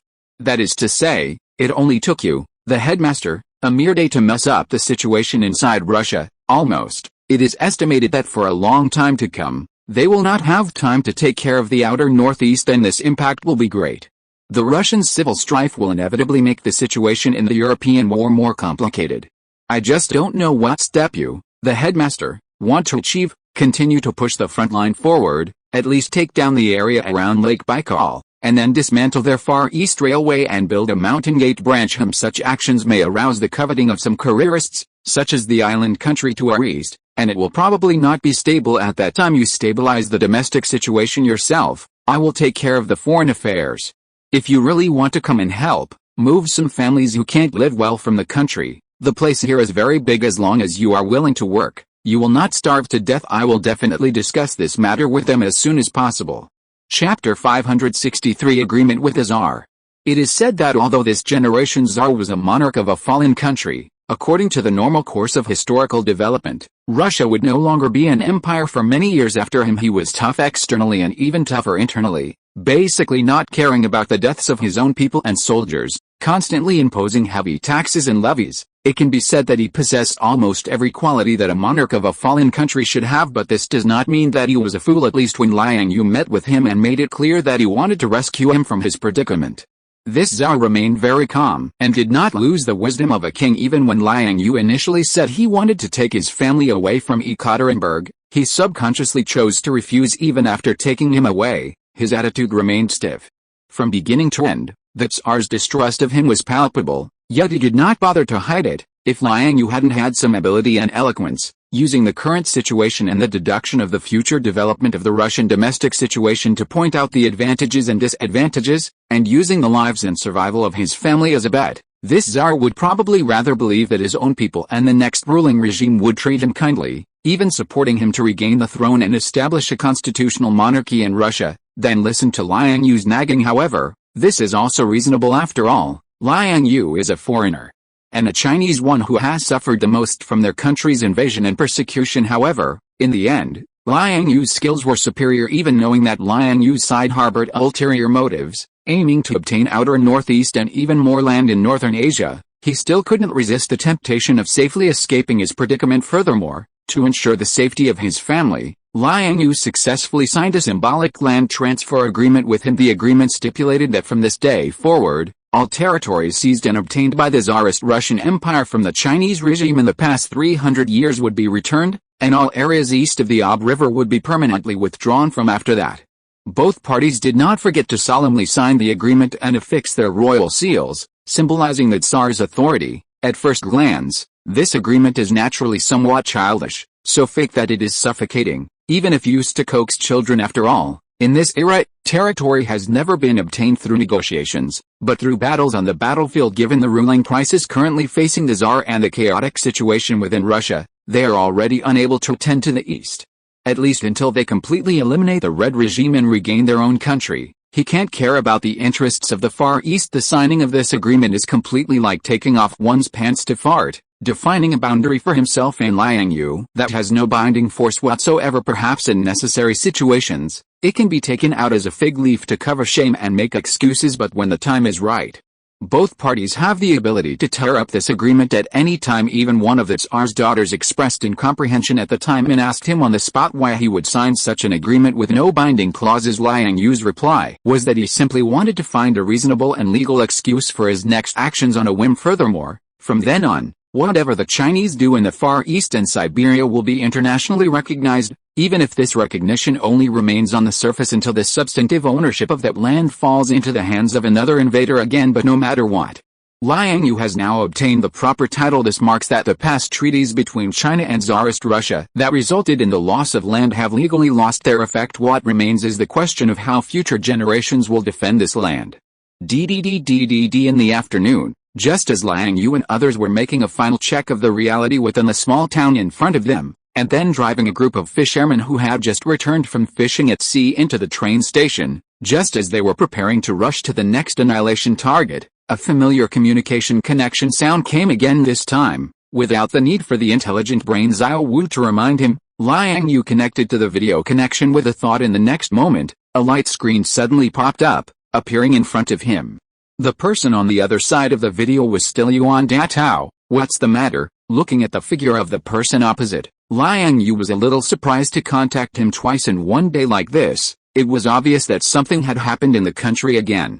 Otherwise, with Yuan Shike's ability, he wouldn't need to report everything to him just now. The Russian Tsar has officially telegraphed the world, stating that their territory in the Far East will be temporarily managed by our China. Mixed with solemnity and anticipation, there was also a trace of inexplicable fear. That was an emotional color of the current situation having completely escaped his control. Unable to foresee the consequences, it was as if, at this time, a delicious cake, large enough in size, was placed in front of him.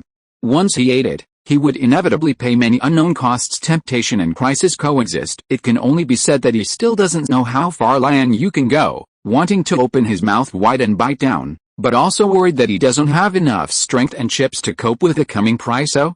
Is that what he said? But the agreement I signed with him before is like this. After listening to Yuan Datao's words, Liang Yue smiled slightly, and then took out the agreement he had signed with the Tsar before, explaining the contents of the agreement to him. Strictly speaking, the content of the Russian Tsar's telegram is not very different from this agreement. How to get rid of the identity of being the other party's nanny, and maximize the realization of the content of this agreement is the direction we should be working towards now. Simple: prepare for war, keep the enemy forever outside the territory stipulated in the agreement, and when necessary, take the initiative to attack and eliminate the threat directly in the bottom. But with our country's strength, it is temporarily not allowed. While considering, a person suddenly broke into the video call on the other side wearing a military uniform. Looking not very old, after appearing, he first saluted Yuan Datao, and then handed over a piece of paper. Yuan Shike took the paper at this time, looked at it for a few moments, and then said to Liang Yue with a solemn face, several other rebel forces within Russia have now also issued a joint telegram to the world, the content of which is refusing to recognize the Tsar's decision and not giving up every inch of land, including Vladivostok. At the same time, they also require the Russian officers and soldiers on the border to be on high alert, do their job properly, not to leave their posts without authorization, and immediately enter a state of combat readiness to eliminate every invader. In addition, they also said that they will send a large army within a week to retake control of the Far East, and that's more like it. It seems we have to prove our strength to the world first, and teach these armed elements a lesson for the Tsar, so that they can sit down and listen to us talk in peace. Chapter 564. Each with his own agenda.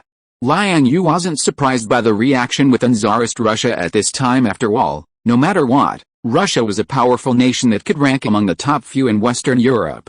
Faced with a situation where its sphere of influence was about to be carved away, it had to come up with some necessary tough measures. Just standing by willingly, letting others divide it as they pleased, putting aside the issue of strength, even just from the attitude, it would make people think too much and want to imitate it. So, in Liang Yue's view, ruthlessness was the minimum standard for a nation to stand in the world's jungle. Therefore, whether it was for the benefit of the entire Tsarist Russia or just to prove something to the world, in short, in any case, sending a large army to fight with Liang Yue and others was basically an inevitable situation for the new regime, and Liang Yue was very much looking forward to it. In addition to this, during this video communication with Yuan Datao, the other party also revealed some other information to him. For example, facing the continued stalemate in the European war and the increasing losses at the front of joint forces within Tsarist Russia, out of consideration for stopping losses and self-preservation, wanted to unilaterally withdraw from World War I and had already tentatively sent telegrams to the Allied countries such as Germany and Austria. The Tsar resolutely opposed this, saying that he would never betray his allies and would fight to the end for the cause of justice, and the Tsar's decision naturally received the strong support of other Allied members. Moreover, in order to ensure the stability, correctness, and purity of their allies, the Allied countries also proposed to transfer a part of their military force to Tsarist Russia to help the Tsar quell the rebellion. The Tsar did not refuse this either. At this time, the sphere of influence he occupied was mostly located in the southwestern region of the vast Russian Empire. In addition, a few scattered cities and industrial production bases in the northern region were still in a state of uncertainty after receiving the Tsar's instructions and calls. Apart from this, most of the essential areas of Tsarist Russia had fallen under the control of the joint forces. However, within this joint force, it was not a monolithic entity. They were not all red forces and could be roughly divided into three groups representing the interests of different people, namely, the bourgeoisie, the petty bourgeoisie, and several small revolutionary parties led by the Bolsheviks. In short, the situation within Tsarist Russia at this time was somewhat complicated. The domestic essential areas in Europe were already in a state of panic, with serious opposition between the enemy and ourselves, and a war was on the verge of breaking out. Relatively speaking, the Far East region where Liang Yue and others were located was much calmer due to its vast land, sparse population, and remote distance. As long as they could resolve the first wave of attacks from the joint forces, they could probably be stable for a long time. In addition, the Tsarist Russian border defense forces on the far eastern border were also somewhat entangled at this time. Facing the domestic opposition between the two sides, they did not know how to choose. However, Liang Yue and others would naturally not allow this group of people to continue to exist in the following schedule. He would definitely give priority to resolving the existence of these border guarding bears in the first instance and remove these nails within their own sphere. Of course, due to the different attitudes of the two forces within Russia towards Liang Yue and others on the surface, one chose to ignore it temporarily, while the other was preparing to directly start a war with him. Under this circumstance, Liang Yue and others undoubtedly had to come up with a corresponding attitude. For this reason, someone's arrangement was that those who wanted to continue to be stationed in place, guarding the border for Russia, watching the development of the situation, and not wanting to help either side, would be directly wiped out. Those who wanted to rush home to help the Red Army with the revolution would be directly wiped out. Those who wanted to go back to assist the Tsar in battle, Liang Yue and others would not only not kill them but also give them certain preferential treatment, allowing them to board the returning train. In short, they would add fuel to the fire of the situation within Tsarist Russia in any way they could. In addition, facing China, a country that had always been seen as poor, weak, and powerless in the eyes of many world powers, now dared to suddenly rise. On the contrary, Germany expressed considerable support for China's military action to recover Vladivostok and the old lands of the Far East. The German emperor himself directly ordered their ambassador to China to express to the national government their willingness to invite them to join World War I and declare war on the Allied countries at the cost of returning Shandong and Qingdao. Unfortunately, as for Germany's idea, Liang Yue did not care much about it, but the Republican government probably did not have the courage to agree to it. In addition, the island nation, which had always regarded itself as the first class in Asia and the Europeans in the Asian region, showed an unusually cautious attitude in the face of the changes in the situation in recent days and China's sudden actions. It remained quietly on the sidelines, watching the further development of the situation. Liang Yue was not surprised by this either. After all, as far as the current island nation was concerned, their development momentum was indeed very strong. The whole nation was of one mind and was on the road to glory. But if we really talk about the actual situation, at this time, they were not yet ready to fully start a war with China.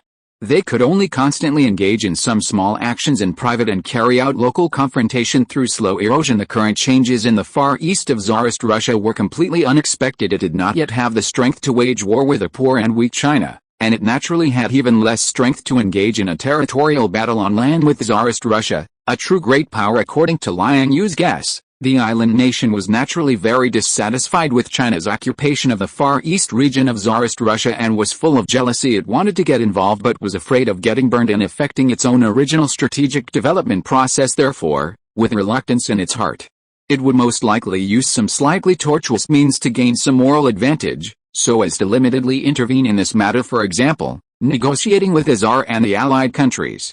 Using the condition of helping to send troops to quell the Tsarist Russian rebellion to indirectly obtain the entry qualification to intervene in the Far East region so that the island nation could achieve a relatively free scale between advance and retreat even if the Tsar completely regained control of the country afterwards and wanted to take back the Far East region again, they could calmly retreat completely and hold certain bargaining chips, and if the Tsar failed, the situation might not necessarily become worse.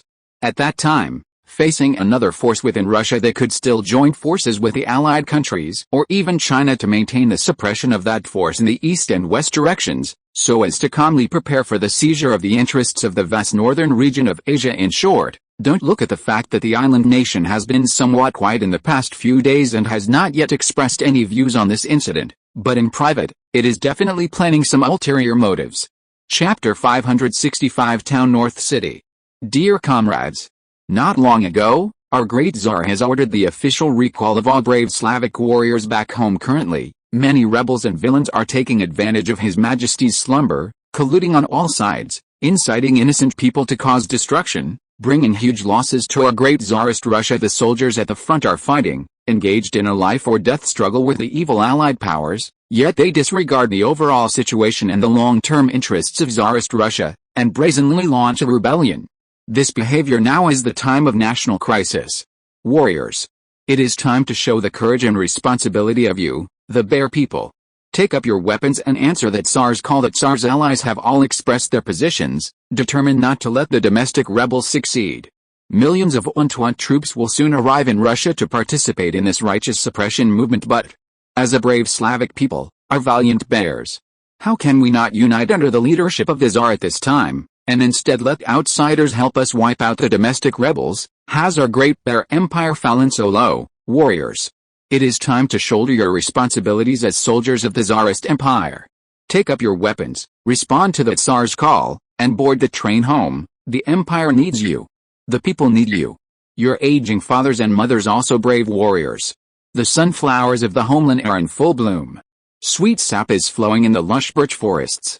All to welcome your return. Your kind mother has prepared your favorite secret recipe, red sausage, and your stern old father has secretly arranged a table full of good dishes. Your lovely children are come home, my warriors, come home. Soldiers of the Tsar, think of the grilled sausage of your hometown, that crispy and fragrant black bread, the sweet and glutinous roasted potatoes, the mellow vodka, and that are in your dreams soon. Unknowingly, 3 days had passed under Liang Yue and others' overwhelming, ear-transcending firepower. The border fortresses and garrison bases established by the Russian army in the Far East and vast northern regions of Asia have now collapsed and become a thing of the past. Throughout the entire process, there was not a single noteworthy resistance apart from the occasional telegrams sent back to the country by some of the garrison troops under Liang Yue's deliberate indulgence. There were no other disturbances at all. It was almost entirely a one-sided slaughter. However, before each official attack and destruction, Liang Yue was also quite formalistic, erecting a large loudspeaker in the sky to broadcast a pre-edited surrender speech in order to show the legitimacy and reasonableness of his actions. In short, Liang Yue's guiding principle during this period was to let go those who were willing to return home to help the Tsar fight, allowing them to carry their guns and take the train home with limited supplies. As for the rest who were stubborn or planned to stay neutral, there was no nonsense. A rain of fire would descend directly, wiping them all out. In addition, with Liang Yue and other step-by-step advancement and cleansing policies, all transportation facilities such as trains and rails in the areas they had cleared were either removed or had their routes changed. In short, a portion of what could be used domestically was left behind, and everything else that was not needed was dismantled. After the group advanced all the way to Lake Baikal, Liang Yue also took some time to build an exceptionally solid city on the edge of a river alluvial plain in the north while compacting the foundation, widening the river channel, and rectifying the mountain veins. He also did not forget to adapt to local conditions, taking advantage of the mountain's terrain and the surrounding cliffs. He directly built this lakeside city into an area surrounded by staggered mountains, as if it were built in a volcanic crater. This kind of terrain creation was naturally to cope with the almost annual great cold wave in the vast Siberian wilderness. Although it could not change the surrounding environment in any way once the cold wave passed, it would still be cold, and the temperature of -30 or 50 degrees Celsius in winter every year could not be avoided, but because of the advantages of the terrain, at least it was not necessary to face the whistling north wind directly, which was already enough. In addition, Liang Yue also sprinkled a lava lake area in the newly excavated underground space in the city to ensure that the ground temperature was not lost. The reason for spending so much effort to build such a small city was naturally to build a qualified Liu insect courtyard on the shore of this North Sea. Liang Yue had already thought of the name. The small city would be called Hanbai in the future, of course, because it was a time of intense warfare. He, senior sister Sezi, Xiao Zhao and others could not spare much time to specially decorate this city. After roughly outlining a silhouette and placing a few houses, they continued to move forward in a hurry. After all, another force within Tsarist Russia had previously boasted, and even directly telegraphed the whole world. They claimed that they would send a large army within a week to take back the Far East territory belonging to Russia. Now that 3 days have passed, presumably with that force's organizational execution ability and the determination to show off in front of the world's great powers to show its martial prosperity and invincibility at this moment, they have probably completed a large part of the military assembly and are successively transporting it to the Far East with a speed advantage of aerial flight. They soon came to the edge of the West Siberian plain in an unknown small town built under the mountains and hills. They found a group of about 20,000 bear troops. The ranks of these soldiers were not neat, and they looked a little chaotic from a distance. Some of them were not even fully equipped with military uniforms, wearing cotton coats of various colors, and the weapons in their hands were also varied. Some were guns produced in the bear territory, and some were ancestral hunting guns used by bear countrymen for hunting and self-defense. Some even had guns produced by Liang Yue's arsenal. Of course, most of the people holding the munitions manufactured in his Liu insects production line were soldiers with extraordinary clothes, and judging from their ranks, they were at least captains or above. The appearance of this situation was naturally due to the excellent performance of Liang Yue's munitions. After all, the weapon manufacturing technology produced by the weapon production line transformed by the intelligent brain Xiao Wu had already reached the level of World War II. For the countries of the world that are still in the quagmire of World War I, his munitions are naturally high-end goods in this era, and they are very popular even now. Many inferior imitations have appeared on the market. In short, judging from the equipment level alone, the army in front of them was obviously not an elite division. It was a bit of a stretch to say that it was a temporary patchwork army, because at least more than half of the people here, their behavior style, standing habits, etc., are not the style of professional soldiers. But thinking about it, it makes sense. The Tsar had seen Liang Yue and had personally witnessed him opening the door to space at will, knowing that the people from China were not ordinary people. But this does not mean that the Tsar would actively share this information with the rebels within his own country. In this case, it is natural to have traces of the joint forces misjudgment of the intelligence in the Far East. In addition, the 50,000 to 60,000 ordinary people who were released by Liang Yue from Vladivostok are still on the railway on their way home, let alone those ordinary bears who are dragging on a cross-country hike with their own legs. Even those government officials, dignitaries, businessmen, and lucky ones who were fortunate enough to get on the train. Based on the railway transportation efficiency in this era, to put it bluntly, when Liang Yue and others followed the railway line all the way to the small town on the edge of the West Siberian plain, it would be good if those people could run half of their journey. Not to mention, Liang Yue and the others have done a lot of small sabotage to this railway line along the way. If they are unlucky, those people may be lost forever in this vast wilderness. Chapter 566: Chopping Melons and Vegetables. How are we going to do this? Just use the electromagnetic cannon to sweep them away. That would be efficient, but it wouldn't be very meaningful. Isn't the point to eliminate the enemy? You don't want to take a knife and chop them all up one by one, do you? You're not actually thinking that, are you? Didn't we get a soul cultivation technique from Nestor before? Combined with the Aishin Ryu techniques, that's a pretty good combination. It can effectively kill enemies and be used to train and strengthen our own souls. It's been a long time since we got that technique. We can't just keep it on the shelf, can we? We've practiced in the instance dungeons, but there's still a difference between the instance dungeons and the real world. I guess you're right. It just feels a bit cruel. You don't think it's cruel to sweep them away with an electromagnetic cannon? Alright then, if you want my opinion, when I was with Liang Yue in the Heaven Sword and Dragon Saber world, we killed a lot of Mongol cavalry on the battlefield. If you ask me, just treat them like monsters in the instance dungeons, several hundred meters above the ground, protected by an electromagnetic shield and invisibility. The group was arguing about how to deal with the 20,000 plus ragtag army below. Clearly, This army sent over by the United Coalition of Russia was not an elite force, but they were still capable fighters. After all, even though the guns they carried were of various makes, they weren't fake, and they had plenty of ammunition in addition to the ordinary bears who were obviously conscripted. There was also a group that looked like soldiers, with disciplined behavior and style. Therefore, Liang Yue had a good idea of what the United Coalition was planning and thinking they just wanted to use the opportunity to retake the Far East territories to train their newly mobilized troops. They were using the traditional strategy of training the new with the old and supporting the war with the war. In Liang Yue's eyes, this situation only indicated one thing: the United Coalition of Russia didn't really care that China had crossed the border in their minds.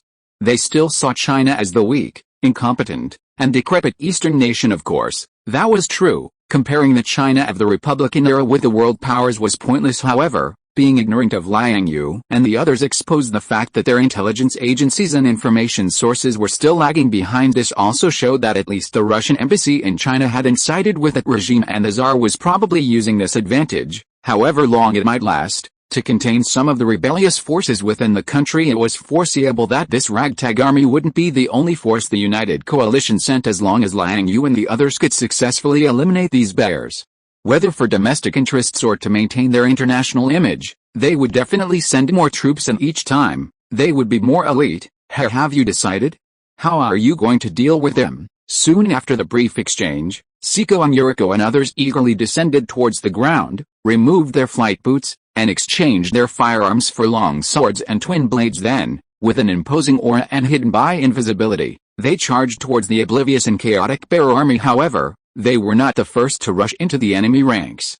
Xiao Jinggang was, roar, accompanied by a hearty roar. A palm-sized monkey suddenly descended from the sky and rapidly expanded at a rate visible to the naked eye. Eventually, it transformed into a 20-meter-tall ape, its body bulging with muscles, its mouth bared with fangs, and its two ferocious claws extended with a force of 1,000 tons. Like a falling meteor, it crashed heavily into the crowded area below. Boom! Accompanied by a sudden surge of dust and stone waves, within 100 meters radius of Xiao Jinggang, the earth and stones disintegrated, and the shock wave rolled away even the Siberian permafrost, which had become incredibly hard due to years of cold erosion, was directly cracked with deep fissures that continued to spread around. In Xiao Jinggang, as the instigator, directly transformed into an eerie and elusive gray shadow, wrapped in a fierce body, constantly wandering in the rising mist under the cover of the dust. Outsiders only saw streaks of bright cold light flashing, and in just a few breaths, the mottled light, as fast as lightning,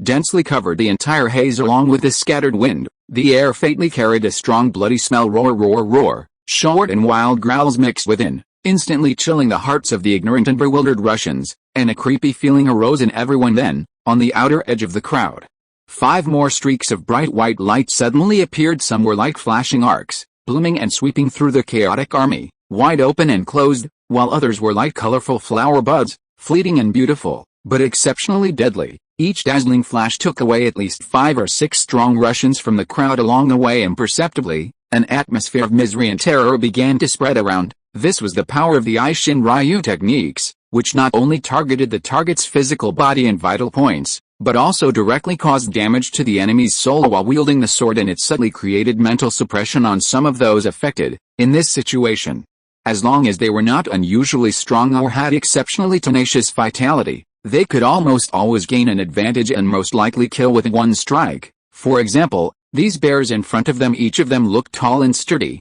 grew up in the bitterly cold northern land, and their personalities were also exceptionally fierce, often engaging in fights at the slightest disagreement. But when they faced this deadly offensive, they still had no resistance.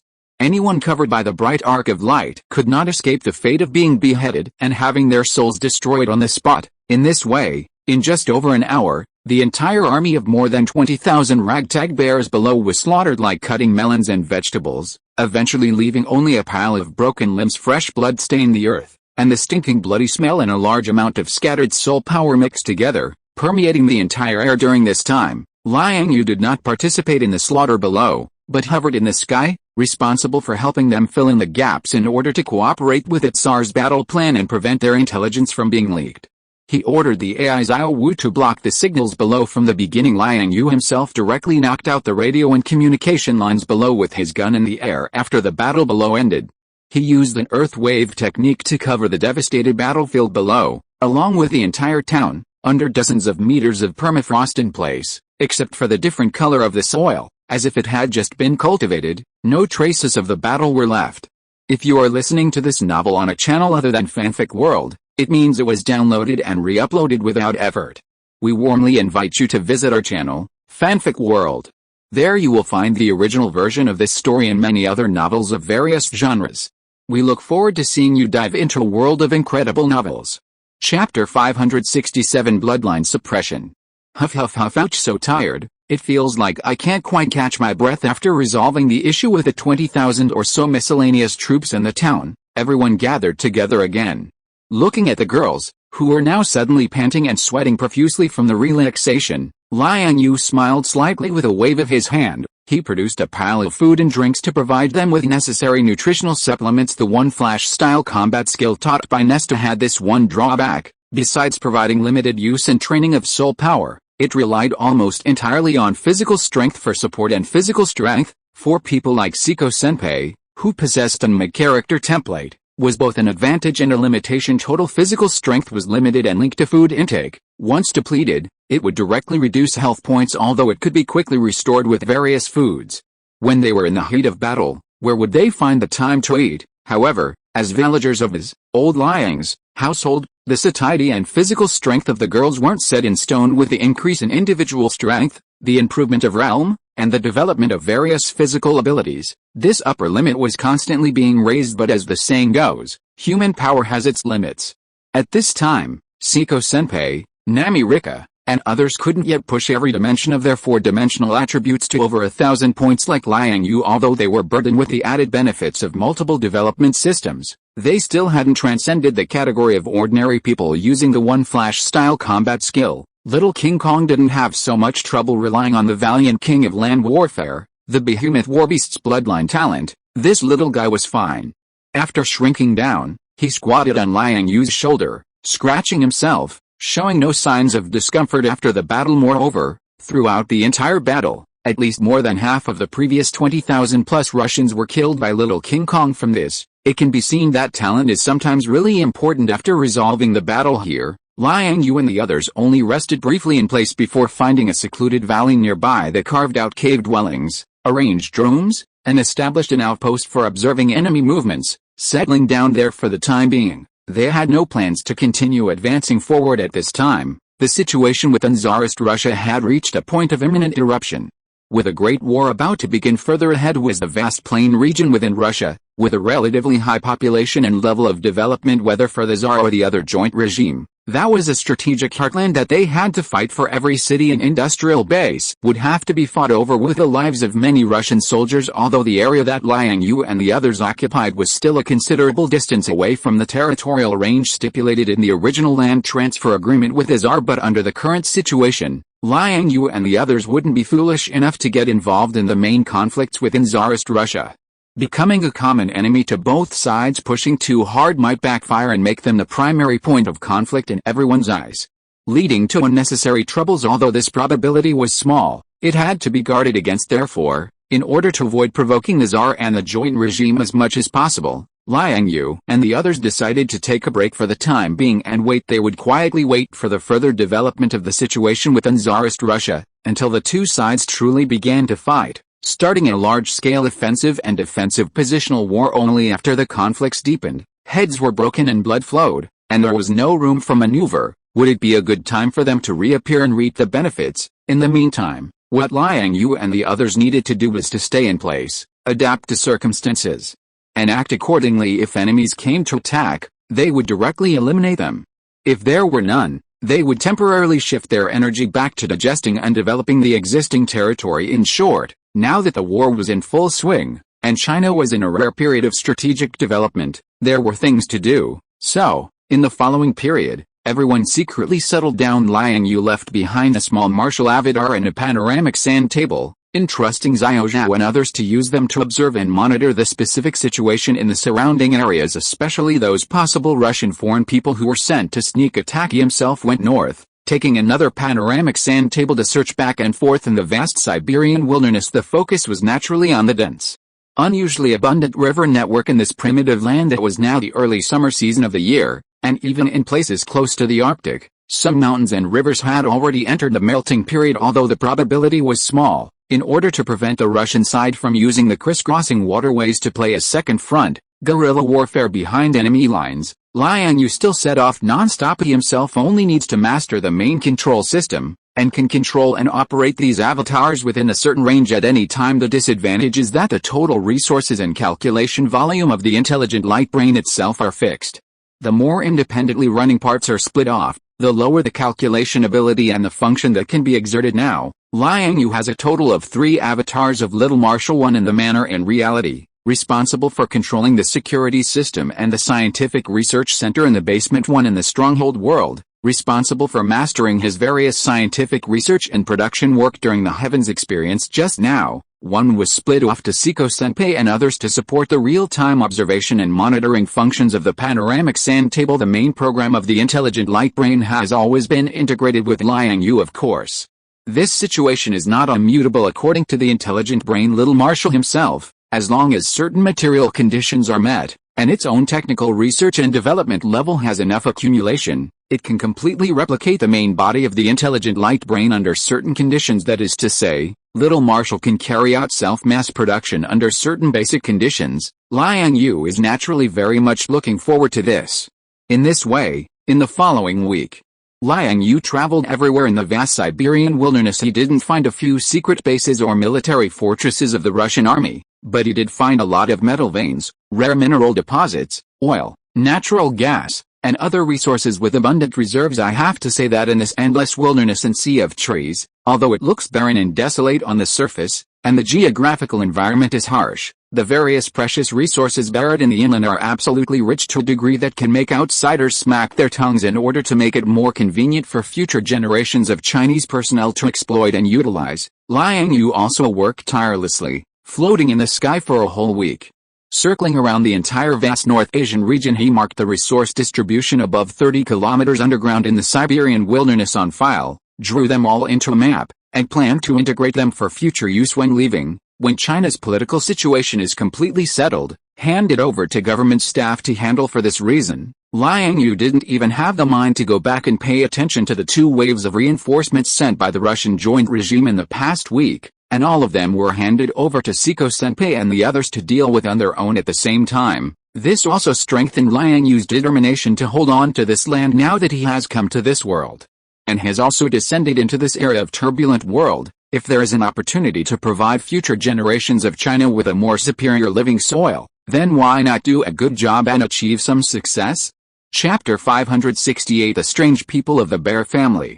And just like that, more than half a year passed in the blink of an eye now. The time had reached the spring of 1918. At this time, the territory of Tsarist Russia was a scene of freezing cold and snow, but the atmosphere of war was intensifying, entering a white-hot stage after paying the price of nearly 300,000 people in succession, and experiencing several massacres. The joint regime of Tsarist Russia finally quieted down, although they didn't admit it verbally, and still clamored that the righteous cause would not stop, that they would rise up and pursue, and eventually wipe out the evil invaders within Russia's vast territory. If, at the beginning, the Soviet Red side hadn't thought much of this wave of invaders from China, and only sent a group of mixed troops planning to easily sweep everything away and then settle accounts with China afterward. Then later, as time went on, their multiple military forces were invested, but failed to achieve anything in most cases. They couldn't even get combat intelligence from the opposing side. The emergence of this situation finally made the Soviet Red side gradually feel that something was wrong and realize the seriousness of the situation. Therefore,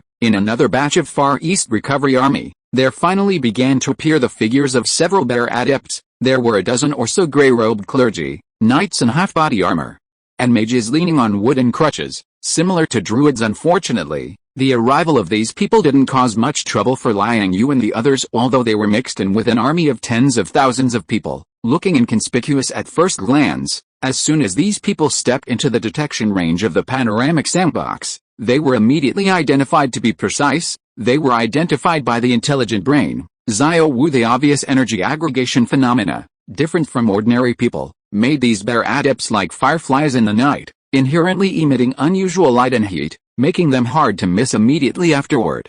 They were targeted by Liang Yue and the others from a distance of 20 or 30 kilometers. Xiao Wu controlled the electromagnetic cannon and blasted them into piles of slag. However, these adepts from within the Bear Nation were, after all, somewhat capable in the end. The existence of Liang Yue and others could no longer be concealed, and was soon exposed to the Tsarist Russian regime. Therefore, in the next wave of expeditionary forces, there appeared a group of relatively powerful bear adepts, both male and female, all wearing classic and gorgeous professional attire: knights, archers, mages, pikemen, clergy. There were as many as 100 people, looking like a mercenary adventure group from another world at first.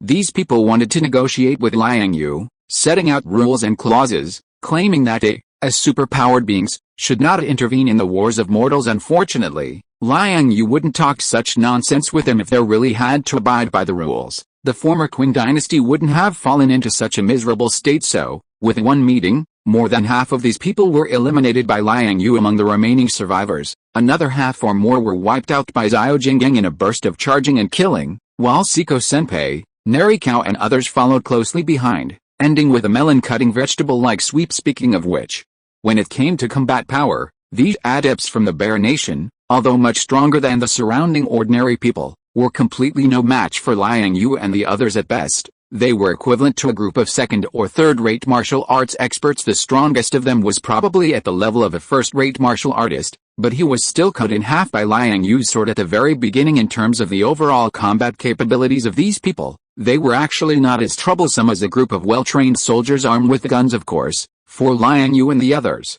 Neither this group of bear adepts nor the subsequent tens of thousands of bear elite soldiers posed much of a threat if Liang Yue and others' current level of power is considered to be in the high level of mid-martial and mid-magic. Then the level of these Russian adepts can only hover in the low magic range at most, although they occasionally had moments of exceeding their limits, able to display one or two good magic tricks. The preparation time was too long unless they could use god summoning techniques like divine striking. Otherwise, no matter how many came, they would just be delivering food. And since then, the Soviet Red side's attitude towards Liang Yue and others has obviously become much more cautious successively.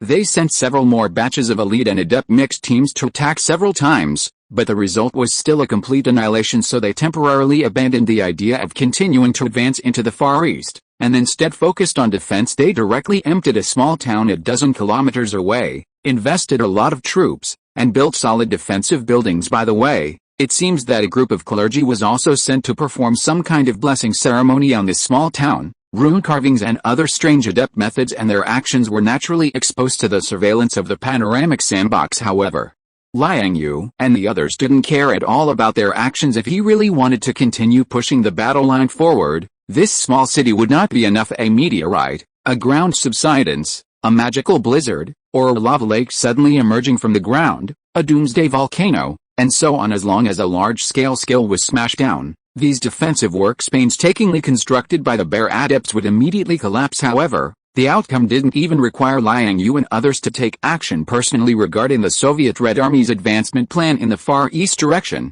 The Tsar's side had actually been paying close attention and had been accumulating strength, waiting for an opportunity. When this Far East offensive and defensive battle lasted for several months, and Liang Yue and others silently consumed nearly 300,000 Soviet Red troops, the Tsar's side seemed to feel that the time was ripe. Therefore, on the eve of the completion of the defensive works of that small city, a combat squad composed of elite adepts sneaked into the garrison at night, set fires everywhere in the city, and created chaos. After that, the Tsar's army also arrived, using established artillery units to conduct carpet bombing. It took about 3 days to raze the entire small town to ruins. Immediately afterward, large-scale group operations were launched on this vast plain, with artillery fire filling the sky and smoke billowing. The Tsar and the Soviet Red.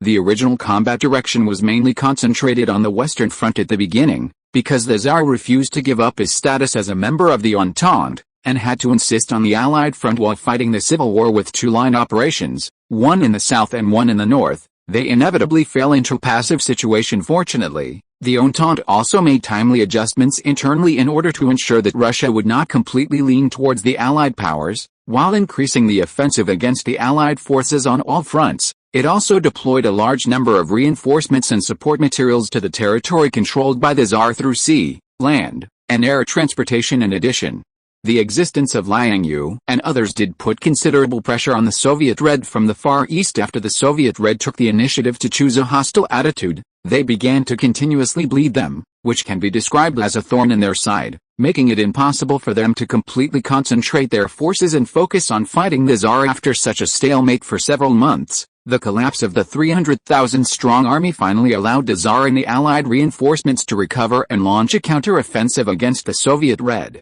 Chapter 569 Island Vanguard.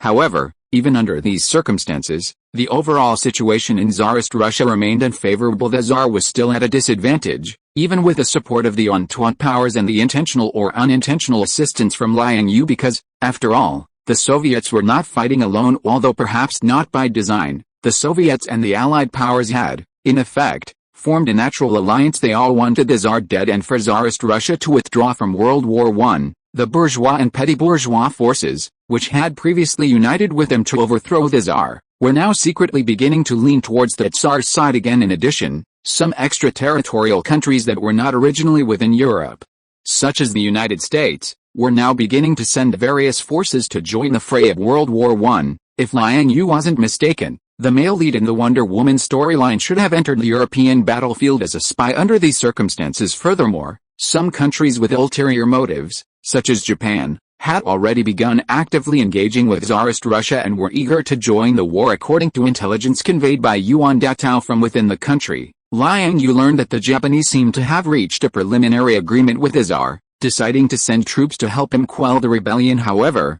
the specific military deployments of these little devils did not seem to be on the Western Front, which was the area currently controlled by the Tsar. According to the news from the country, the island nation seemed to want to start directly from northeast China and head north, directly entering the Far East region, which was now occupied by the Republic of China. Then, taking advantage of the Trans-Siberian Railway, they would travel west, joining forces with its Tsar's troops and the Allied forces from the east, forming a pincer attack against the Soviets. Moreover, according to the intelligence, the Japanese seemed to have great ambitions this time, gathering a full 500,000 to 600,000 troops, and through negotiations and coercion with the Republic of China government, they had now assembled their forces in various parts of the northeast. Currently, they were actively preparing and collecting various war materials from Japan and various parts of China. When Liang Yue heard this news, his first reaction was to burst out laughing for more than half a minute before slowly stopping, and then instructing the women around him. He told them to guard the western transportation routes and be careful not to be attacked. As for the islanders in the east, he would personally deal with them.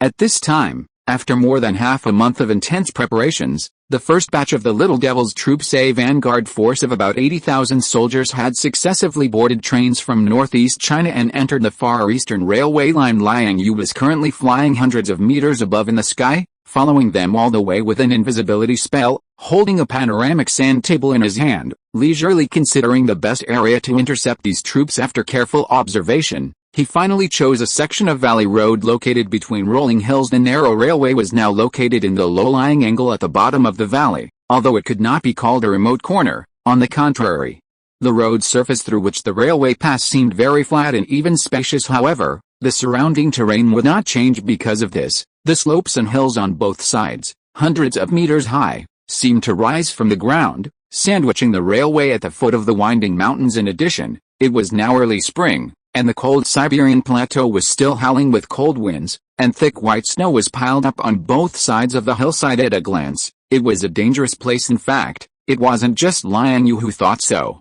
The group of Japanese officers and soldiers who were sitting on the train below and rushing on their way seemed to be very worried as well. People in the car would stick their heads out of the window from time to time and look around. It seemed that they were afraid that if they were not careful, something would happen in the valley, causing natural disasters such as avalanches or landslides. At that time, in addition to suffering heavy losses, an entire 80,000 vanguard army would probably be trapped in this freezing valley. The weather here is really cold. It's worse than Hokkaido. Yes, I heard that it's because of the influence of some cold air from the Arctic, and it will be like this for at least a month or two. This damn weather, it must be at least minus 30 degrees. I don't know how those usually survive. I heard that last year, they were driven back to Moscow by the Chinese. Are the Chinese that powerful? There should be no problem with this information. Their government and army have clear sources of information. I heard that since last winter, They have crossed the Heilongjiang River. They sent troops to occupy Vladivostok, and now, after a few months, it seems that nearly 100,000 people have been immigrated there, all of whom are about to be unable to survive in China. I've heard about it too. The intelligence department has also sent people into that city, and the information that has been sent back says that those people are doing pretty well. The houses and everything are ready made, and there is no shortage of coal and iron. There are many fish in the ocean, and there are countless prey in the northern forests. Some factories and production lines left by the have recently begun to be used, and people have been sent there from both their south and north. This situation is not good news for us. That's why we're here. We must not let the Chinese take advantage of the situation. We must suppress them. Yes, so our mission this time is very important. In addition to going to the front line to help the Russians fight, more importantly, we must do everything possible to fight for the interests of the empire. Then our soldiers in the rear battlefield have a very heavy task, the interests that have already been obtained. The Chinese should not simply hand them over then fight until they agree. Hi. That's what I think too. It would be even better if we could also get a piece of permanent territory on this vast land. Yes, although it is cold and not suitable for planting crops, the resources here are too abundant: coal, iron and other minerals, forests, medicinal materials, and there may even be oil. To achieve this grand ambition, we need the right time, the right place, and the right people. All three are indispensable. With the current national strength of our empire, we temporarily have the strength to take a piece of territory from a world power like Tsarist Russia. Even if they temporarily occupy the land like the Chinese, it will be difficult to maintain in the end. In the eyes of European and American powers, it is taking advantage of the fire, losing legitimacy, and when they free up their hands, that's right. Only those stupid Chinese can do such a thing. It's simply overestimating themselves and courting death, but their actions happen to provide us with a reason to intervene, and we happen to be in a place close to them. This is the right time and the right place, right? So gentlemen, our mission this time is very important. Whether we can hold the advantage of the right people in our hands, the performance of our vanguard army on the battlefield is the key. Hi for the empire and the emperor. I am ready to sacrifice. Me too, Morishita, Noda-kun, and everyone. Let us join hands. Hundreds of meters above in the sky, Liang Yue naturally heard all these people's heroic words with his superhuman hearing. Frankly speaking, these people are indeed a group of elites who are striving for their ideals and goals, and the spirit of striving for progress is indeed worthy of recognition. But the hero of one is precisely the enemy of the other. When the fundamental interests of two countries collide head-on, any morality, justice, bottom line, etc. will be infinitely weakened and lowered. Any means, methods, in the face of lofty national interests, will be given a strong aura of justice. Even the most despicable methods will be given a layer of light attribute filter in the invisible. So, for me now, there is no need to have any psychological burden no matter what I do, right? Thinking of this, Liang Yue looked at his unusually white, smooth and slender palm, couldn't help but curl his lips, and then slowly stretched it down. Chapter 570 Mutation of Poisonous Flower Vine. Liang Yue's claw strike naturally couldn't take everyone below away with it. After all, the 80,000-strong Japanese vanguard army stretched out in a long, straggling line, and they had to be transported in batches, even by train. It couldn't be done in a single trip. Large-scale, destructive skills did exist, but he couldn't just use them for fun on his own territory, could he? Moreover, arbitrarily changing the terrain would be detrimental to future development. Therefore, his current goal was actually just to gather the island nation's troops below together for easier handling. And so, as Liang Yue's palm slowly descended, the originally unobstructed railway transportation line below suddenly underwent a strange distortion. The nearby hills on both sides immediately seemed to lose the constraints of Earth's gravity, converging towards the middle rumble. Large amounts of earth, stones, and trees, along with accumulated snow, simply collapsed downwards, like a breached dam. A massive amount of earth and rock instantly buried and filled the valley below. Along with it, a full 8 train cars of the island nation's vanguard army disappeared. The remaining train cars behind, caught completely unprepared by the sudden event, crashed head-on into the young mountain of earth, rock, and snow boom, accompanied by a series of violent explosions, screams, howls, and the sounds of train whistles mingled together in the valley below. Some Japanese soldiers, sensing the danger, immediately scrambled out of the windows and doors of the train, leaping down regardless of the speeding train, and plunging directly into the thick snow beside the tracks. It took about half an hour for the island nation's advance force to slowly recover from the chaos. Under the command of several officers, some began rescue efforts, While others telegraphed for help, another group of squad members was assigned to the rear of the tracks, responsible for intercepting any incoming trains. Frankly speaking, the artificial landslide caused relatively little damage to the island nation's army below. It was estimated that only 1,000 or 2,000 people were buried, which, compared to the 80,000-strong Vanguard Army and the 500,000 to 600,000 strong island nation volunteer army, might not even be a fraction of a percent. However, Liang Yue's goal of blocking the railway and gathering the Japanese soldiers was achieved. For the entire afternoon, more than 20 trains successively stopped on the tracks, and more than 20,000 soldiers, carrying various rescue equipment, crossed mountains and ridges, shouting slogans as they jogged into the scene. Due to the limitations of the narrow terrain, the rescue site appeared somewhat scattered. The teams pushing earth and passing things resembled rows of ants, almost covering the entire valley. After nightfall, gas lamps were lit on the scene, stretching for several kilometers, with various slogans and shouts ringing out incessantly, creating a lively scene. Seeing this, Liang Yue's lips curved slightly, and he looked up at the distant mountain peaks, where the last rays of the setting sun were gradually disappearing. In the proper Diablo 2 game, this skill was originally useless.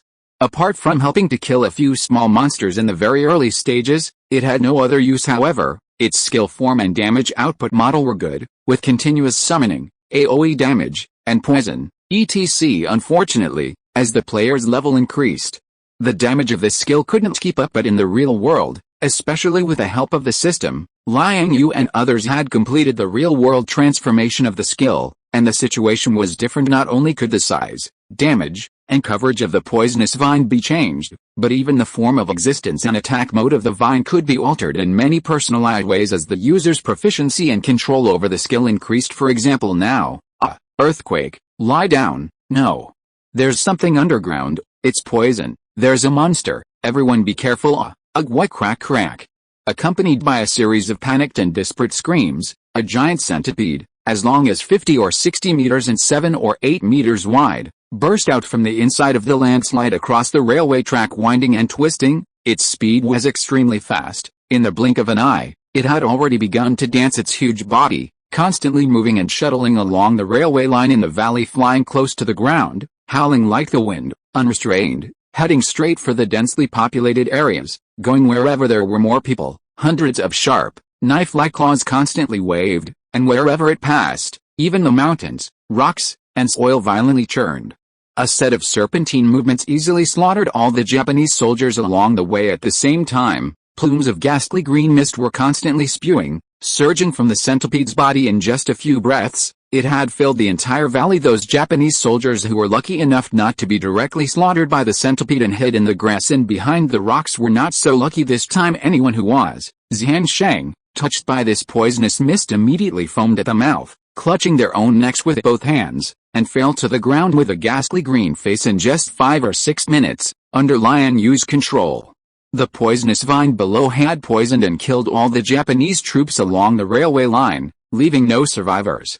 2 days later, the Japanese headquarters, after repeatedly calling without receiving a response, finally realized that something was wrong, so they once again dispatched a trainload of Japanese troops, plus several island nation, Iran, gifted individuals to investigate. Appearing very cautious, the results obtained were also quite pessimistic. From the investigation of the on-site terrain and the deaths of many island nation soldiers, it could be judged that they must have experienced a terrible catastrophe before landslides, deep caves, deadly poison, scattered vine remnants, more than 20,000 horribly dead bodies. The conclusion drawn from this did not support them continuing to carry out the invasion mission issued by the headquarters. Unfortunately, due to the pressure of the situation, they had already boasted to the Tsar and the Allied powers that they would help send troops to suppress the bandits, and it was not so easy to back out. Moreover, Japan itself did have this urgency and need, and so, knowing that this place was dangerous and suspected of harboring some kind of ferocious creature, a certain place in northeast China, which had been temporarily designated as the island nation's expeditionary force headquarters, once again issued an order to insist on advancing. The only difference from before was that this time, in addition to tens of thousands of elite Japanese soldiers, there was also a considerable group of, over 100, island nation gifted individuals. 3 days later, these reinforcements arrived one after another. Subsequently, they immediately joined forces with the reconnaissance personnel who had already reached the valley, working overtime to clean up the scene, transport corpses, and repair the road collapse caused by the landslide ahead. And so, that night when these Japanese devils once again lit the gas lamps, working overtime and enthusiastically carrying out the road repair project, Liang Yue, who had been waiting for a long time, summoned another poisonous vine in an instant. A giant centipede surged out from under the ground, like a wildly dancing silver snake, ramming and crashing everywhere in the Japanese troops' ranks, spreading endless poison in order to deal with a group of island nation gifted individuals who came with the army. Liang Yue also summoned 5 crows, 3 direwolves, a grizzly bear, and a thorny spirit. Yes, after the system's real-world transformation, wolves and bears could coexist once they appeared. The 3 direwolves, shining with a radiant glow, rushed out like shooting stars, moving at great speed, heading straight for those island nation gifted individuals. In comparison, the druid's magic bear excelled in strength. Every move was full of wildness. With a single slap, a living island nation soldier was directly turned into mincemeat. After the bear's paw landed, even the ground would tremble, causing those around to lose their footing. As for the crows, their auxiliary role was greater than their attack. They could cause chaos against ordinary Japanese soldiers, but against gifted individuals, they could probably only play a restraining role, but it was better than nothing. The thorny spirit passively added a magical thorn aura to these summons. After being attacked, it would proportionally, or even double, reflect the damage back. Quite insidious. However, Liang Yue only dabbled in this, and after increasing the thorny spirit's level enough to reflect 100% of the damage, he didn't pay much attention to it anymore. Chapter 571 The Japs and Chapter X27, Bad Idea.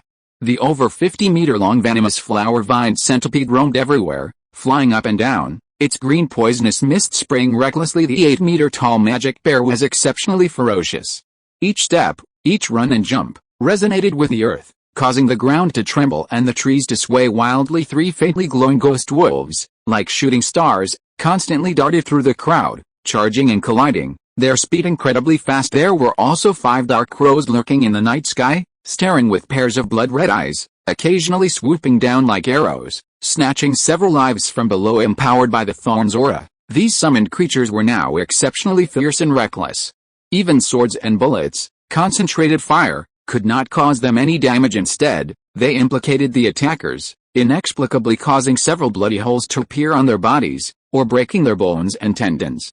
In severe cases, they would even be cut into severed limbs and beheaded at the waist. This effect was much more overbearing than a hedgehog. Only some island nation on mages, monks, and other dharma cultivators could produce some effect when facing these summoned creatures, but it was still a drop in the bucket, of no help at all. In the end, after a quarter of an hour of rampage and chaotic dance, the elite vanguard team of tens of thousands of devils below, as well as the groups of gifted individuals, were declared annihilated. Some who had noticed the situation was not good early on and wanted to take advantage of the night to escape were secretly taken care of by Liang Yue at the first opportunity. However, in this process, some soldiers in the crowd specifically responsible for communication and intelligence had already successfully transmitted the information here back to the rear. Liang Yue did not stop them, but instead deliberately let them go. Counting the entire battle, the one that performed the best and had the most destructive power against the enemy was the venomous flower-vined centipede. Not only was its whole body as hard as iron, but it also carried venom and could sneak underground. After its size increased, as long as it plunged into a crowd, the surrounding dozens of meters would immediately be shrouded in poisonous mist for ordinary soldiers who did not have any targeted measures. This poisonous mist was enough to seal their throats with blood. At least half of the island nation's military formation below was taken care of by it. Even for some gifted individuals, if they failed to isolate themselves from the air in time with protective shields, energy shields, and other means, they would still be poisoned and die on the spot. No need to doubt why the venomous flower vine, originally located at the bottom layer of the druid's summoning skill tree, the most basic level, would become so fierce. In fact, this was the result of Liang Yue's deliberate research. Actually, it was not just this venomous flower vine.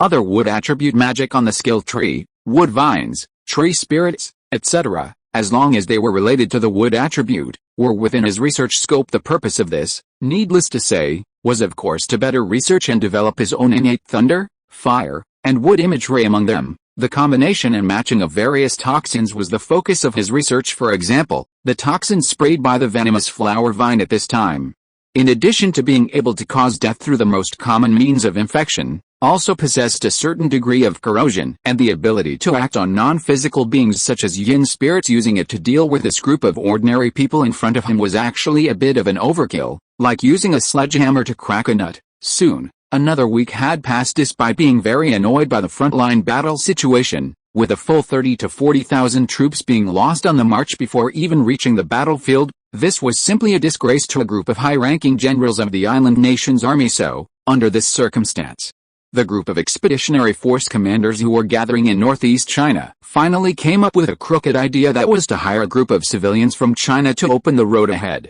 While repairing the railway tracks, they would also serve as targets to attract firepower, and their elite imperial troops would then seize the opportunity to act from behind, setting up their weapons and preparing to launch a powerful attack on any monsters that might appear. Once the target appeared, they would cover it with heavy firepower regardless of what kind of monster or civilians. They would all be wiped out at once. After receiving this news, Liang Yue couldn't help but feel a fire rising in his heart, but after thinking about it carefully, they could indeed do it in this era. The Japanese who were stationed in the northeast would not care about any international morality, let alone the losses of foreign people, especially in this vast Siberian wilderness, where there was no village in front and no shop in the back. And when Liang Yue got this news, it seemed that it was already a little late.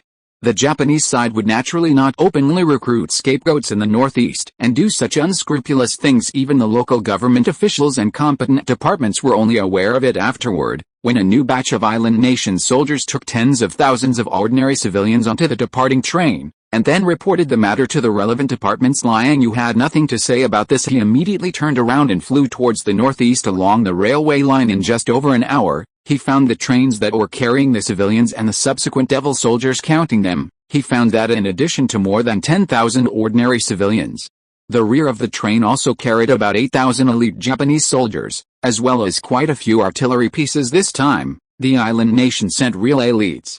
Although the number of people was not large, each of them looked very capable, with a murderous aura on their bodies. What they were holding in their hands were actually firearms produced by Liang Yue's family originally. I wanted to quietly bleed you, have a good time playing with you, but now it seems that it is no longer necessary. Looking at the speeding train below, Liang Yue's eyebrows were now filled with murderous intent.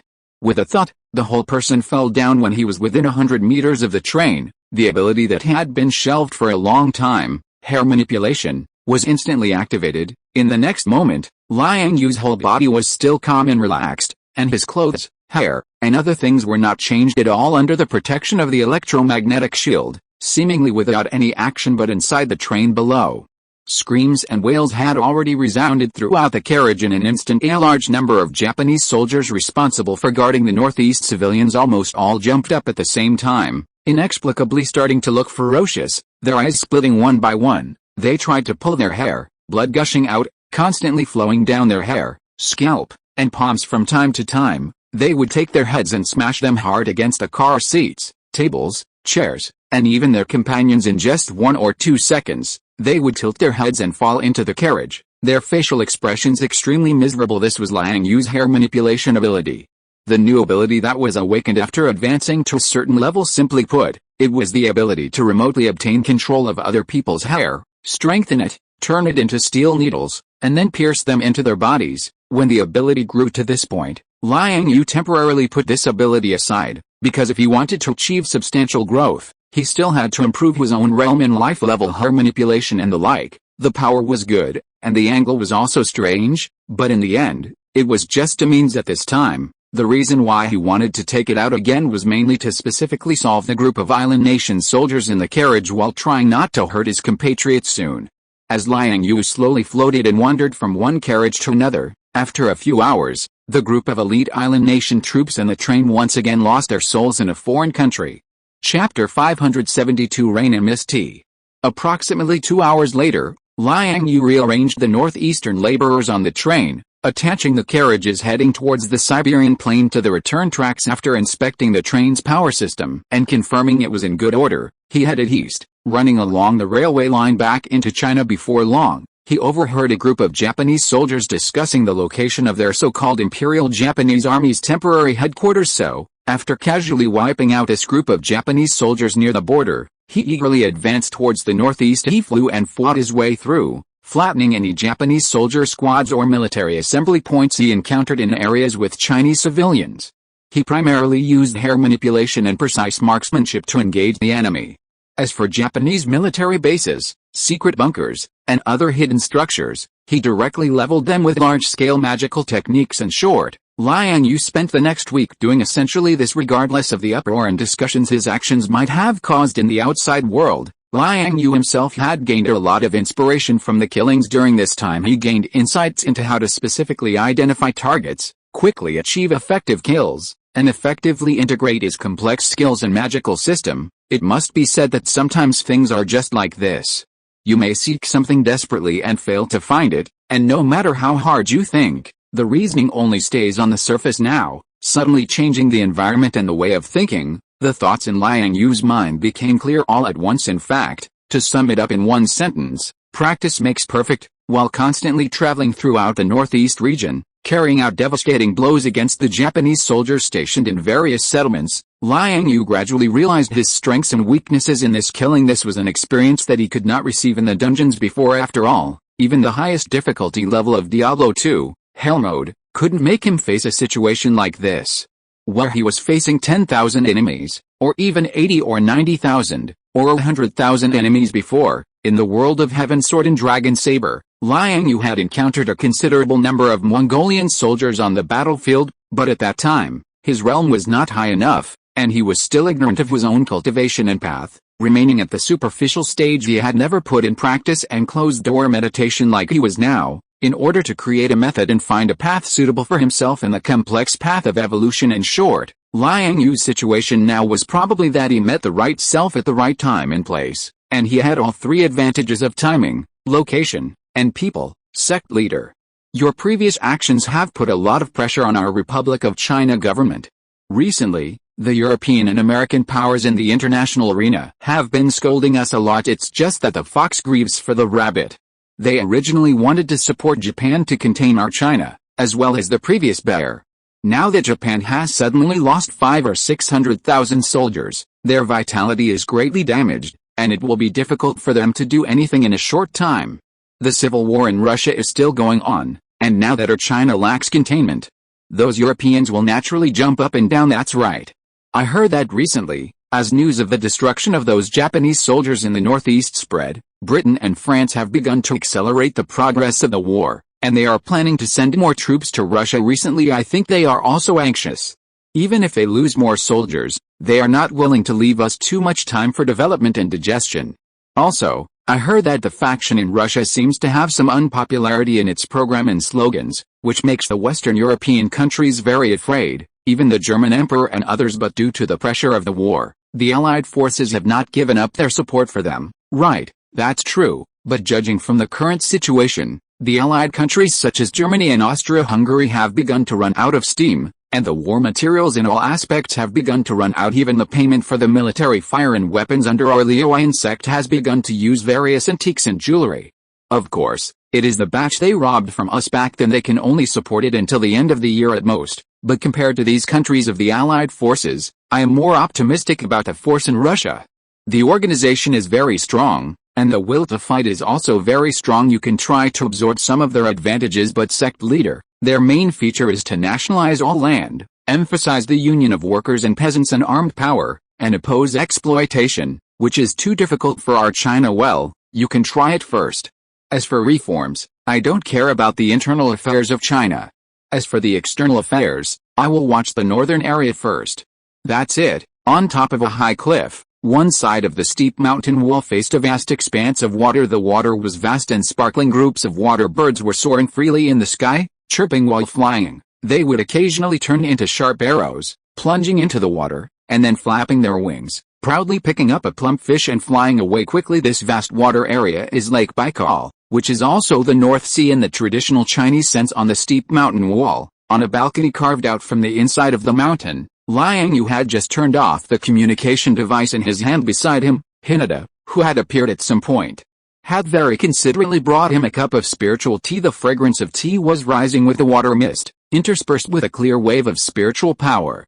The green liquid was crystal clear, and under the reflection of the white porcelain cup, it was as dazzling as a gem. This spiritual tea was the only precious species among the three great spiritual plants that Liang Yue and the others had extracted from the primary spiritual medicine bag. Its name is Rain Mist Spiritual Tea. Long-term drinking can subtly achieve the effect of enhancing the soul and spiritual power after the careful cultivation of Xiaozhao, Nana and others, as well as the inherently superior plant growth environment in the Mic world. The Rain Mist Spiritual Tea finally grew its first wave of tea leaves. It is very precious. More than 2 months have passed, and the Northern Hemisphere has quietly arrived in summer after Liang Yue's turmoil. Although the Japanese side was extremely frustrated at the beginning due to the serious loss of its military power. With 500,000 or 600,000 troops directly wiped out in the northeast, they held many times various severe diplomatic letters and diplomatic notes. They even united with many European and American powers to put pressure on China repeatedly and threatened them many times. But after they passed this period of mad dog energy and began to gradually calm down, they began to become low-key and restrained. Before, Yuan Datao contacted Liang Yue here, mainly for the purpose of informing him about the upcoming cleanup of Japanese remnants in China. The target involved was the issue of Japanese opium planting and trafficking in China. Some well-informed members of the national government, after learning that Liang Yue had won a battle on the front line and had also taken away the 500,000 or 600,000 Japanese troops stationed in the northeast, immediately felt extremely excited, and almost immediately gathered a group of people and began to seriously and confidently discuss the necessity of domestic drug prohibition in the National Assembly. Subsequently, they spent another month passing the drug prohibition bill in the National Assembly and raised it to a formal legal provision. However, legal provisions are ultimately just words on paper. If you want to truly implement them, you must have a strong and powerful national violence agency. This involves multiple parties' interests and entanglements, which is very complicated if you really want to ban drugs. Judging from the current operating efficiency of the national government, even if you are determined to really implement it, it will take at least 5 or 6 years if you don't look at the domestic situation. Just talk about the interests of external forces in this regard. With the various drug products of European and American powers having gradually withdrawn from the Chinese market today, the first to bear the brunt is the Japanese. Of course, you have to pick the soft persimmons first after experiencing a painful loss. The Japanese at this time, at least on the surface, have begun to consciously shrink their defenses. The military forces stationed in China under various pretexts have also been strictly prohibited from causing trouble. In this case, if you don't take the opportunity to beat a drowning dog, do you still want to help them raise military expenses? As a result, the national government at this time also rarely showed a little toughness, and the North and South sides reached an agreement on this matter. Soon, they will begin to clean up the Japanese contracted drug planting bases in the country. Chapter 573I and Chapter X27, I'm keeping an eye on you. Unlike the situation within China, the eastern troops from the island nation, coming from Siberia as expected, were unable to arrive in time. Yes, they just couldn't arrive in time due to the obstruction of Liang Yue and the forces from China. Japan's 500,000 to 600,000 strong expeditionary army was completely annihilated, naturally eliminating the original strategic plan to sandwich the Tsarist regime from the east and west, confronting the domestic rebellion in Tsarist Russia. This made the war situation within Tsarist Russia still appear very unclear. In the southwestern theater, the offensive from the Allied nations had already begun to show a clear decline. In addition, countries such as Germany, Austria, and Turkey also successively experienced insufficient supplies of various logistical materials internally, with frontline soldiers facing a shortage of ammunition. This indicated that the victory in the European war was already within reach, clearly visible. However, in contrast, the resistance force within Tsarist Russia erupted with shocking tenacity. Whether it was their combat capability or their will to resist, it exceeded the expectations of the Tsar and the Allied forces. Especially when they stormed into the city, they encountered resistance in almost every alley, every house, and every shop, all of which required the Allied forces to contend with caution and intensity. A stray shot would emerge from some inconspicuous corner if they weren't careful. This kind of combat intensity and desperate spirit made the Allied forces very uncomfortable, repeatedly suffering setbacks, and the number of casualties continued to rise. Therefore, the current Tsar and the resistance force were still in a fierce stalemate, and on the front lines, a small city or town would change hands several times a day. The flames of war still showed no signs of stopping, and at its fiercest, the daily casualties of the army could reach tens of thousands. This made the Tsar, who had originally planned to recover the country in a year, take World War I in half a year, and then advance into the Far East, couldn't help but feel annoyed because of this. He smashed dozens of wine glasses in his hand, and countless secret insults and curses were uttered in addition. Due to the continuous years of war, Tsarist Russia's domestic reserves had long been exhausted. Various industrial products, guns, bullets, etc., were okay within the Tsar's jurisdiction. There were actually many production bases and raw material origins that could continuously provide operational guarantees for the army. However, basic materials such as food had already reached the extreme of shortage. Not only was there a lack of supply within the army, but even the rations in the hands of ordinary people had little left. If it hadn't been for some military observers and combat generals from the Allied countries, who had noticed the horror and threat of the northern forces, and wanted to nip them in the bud as soon as possible in order to prevent the spread of the situation, they took the initiative to provide a large amount of food to the Allied forces. The Tsar's current jurisdiction and the internal army would have been difficult to sustain, of course, if things were not going well for the Tsar. The same was true within the northern regime. The supply of various materials, food supplies, and other situations were estimated to be even worse. Moreover, in order to prevent this regime from obtaining foreign aid through overseas orders, Britain, France, and other countries had sent fleets to patrol far along the coastline of the northern regime. Even some civilian groups fishing at sea were subject to strict control, and in some sensitive areas, they would even directly order the sinking of any unfamiliar ships upon discovery. Now, what both sides were competing in was willpower, and whoever could persevere to the end would own Tsarist Russia. In addition, don't think that the island nation had just suffered a great loss at the hands of Liang Yue, with 500,000 to 600,000 troops completely annihilated, but at this time, they still had not given up on continuing to reinforce the Tsar. It is said that a new round of expeditionary force plans has been launched and is currently in the preparatory stage. At that time, this part of the force will take various merchant ships, warships, etc., across the ocean and advance towards Western Europe. Regardless of whether they were doing this for their country's strategic intentions and were willing to take risks for it, or to fulfill their country's original promises to the European powers in exchange for preferential conditions and other aspects. In short, these little devils didn't seem to intend to give up continuing to wave their little family fortune in front of Liang Yue's eyes.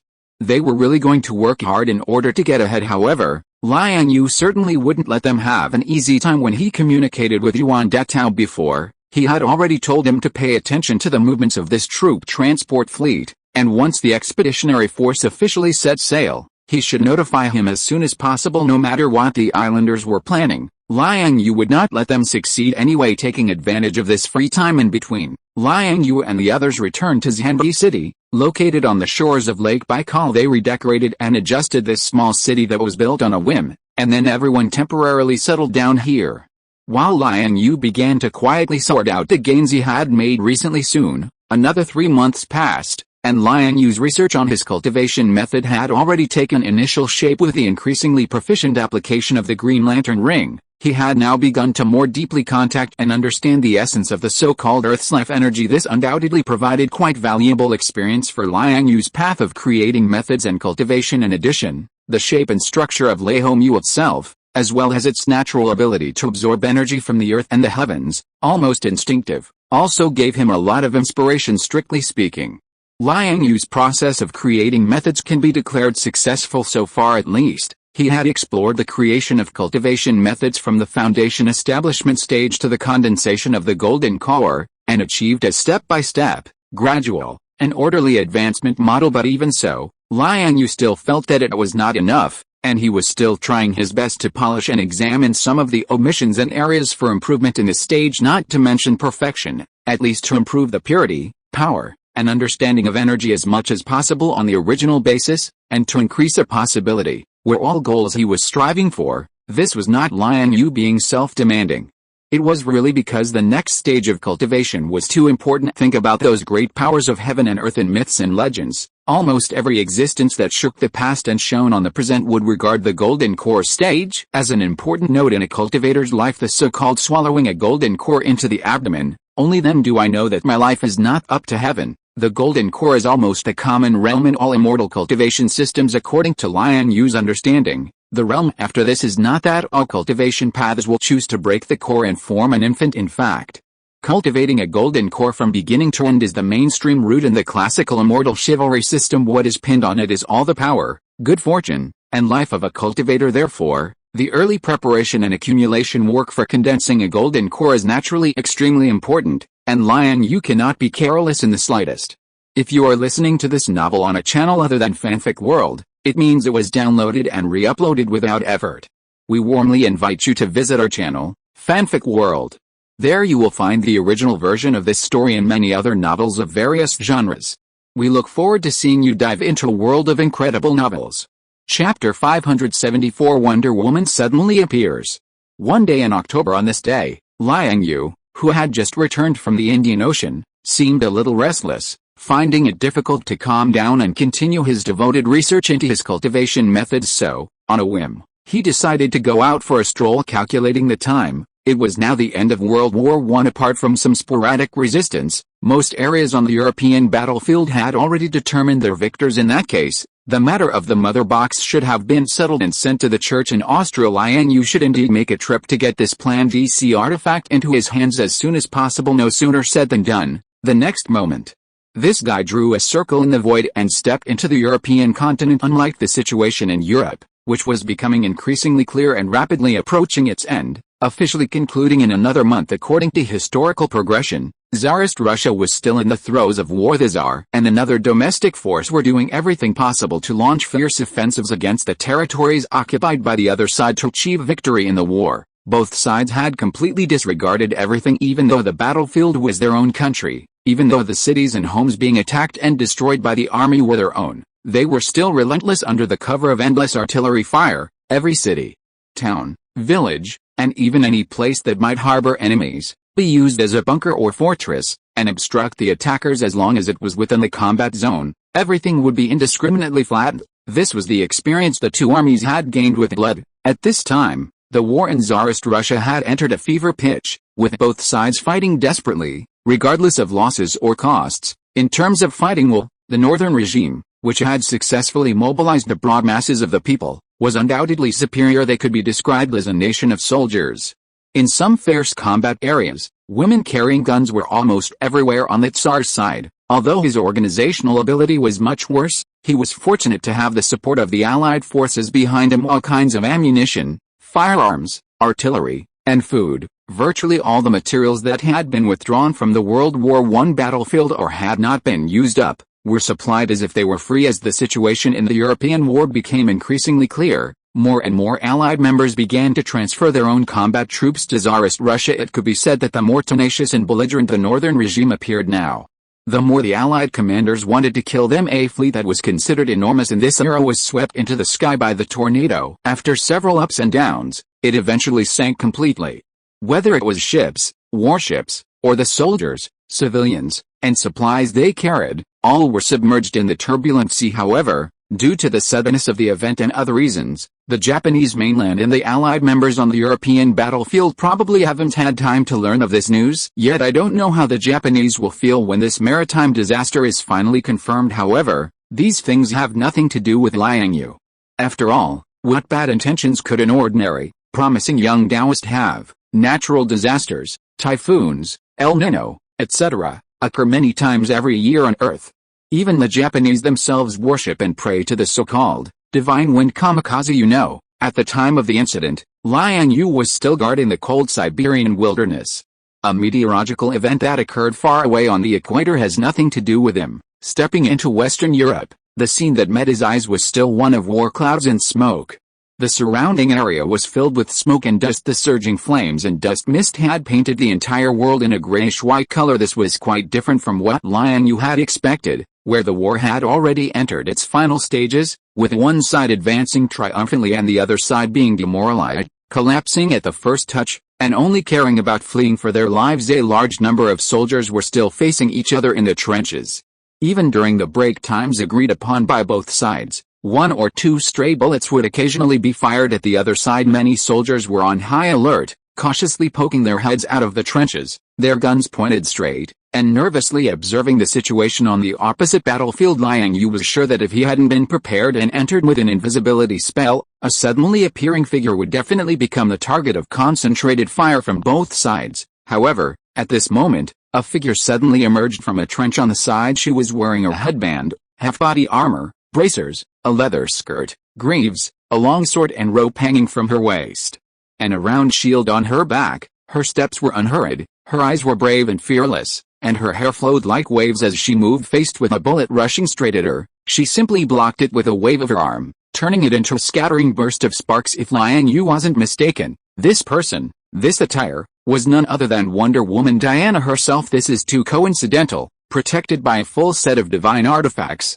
Wonder Woman looked like a valiant female warrior, charging straight across the battlefield with her shield. Soon, she became the target of concentrated fire from the opposing soldiers' rifles, machine guns, mortars, all fired at her. The rampant ammunition hit the shield in front of her like tons of fireworks, blooming, dazzling and eye-catching. For a time, even Wonder Woman, who possessed divine lineage, began to find it difficult to move forward. However, even with the ammunition hitting her, she could not stop her progress in this way. Wonder Woman charged all the way to Liang Yue with her shield. "What are you doing? What are you doing?" Perhaps thanks to the blessing of some kind of innate power, Wonder Woman Diana could clearly see Liang Yue's figure through the disguise of the invisibility spell. After arriving, this kind-hearted demigoddess did not forget to block him behind her and provide cover. Obviously, this girl regarded him as an ordinary person who had strayed into the battlefield, someone a little special, but not enough to protect himself. Chapter 575. A rookie who just started out. Seeing this, Liang Yue immediately rolled his eyes. Then, unable to restrain himself, with a wave of his sleeve, a thick layer of cumulus airflow instantly appeared in front of him. In an instant, all the bullets and shells fired at them were smoothly deflected towards the sky, creating trails of deadly and dazzling fire. The scene looked like dozens of fireworks tubes firing towards the heavens. This immediately stunned Wonder Woman in front of him, who turned to look at him, then at the chaotic torrent of bullets flying everywhere, her face full of bewilderment. Fortunately, Wonder Woman's teammates weren't standing around like idiots.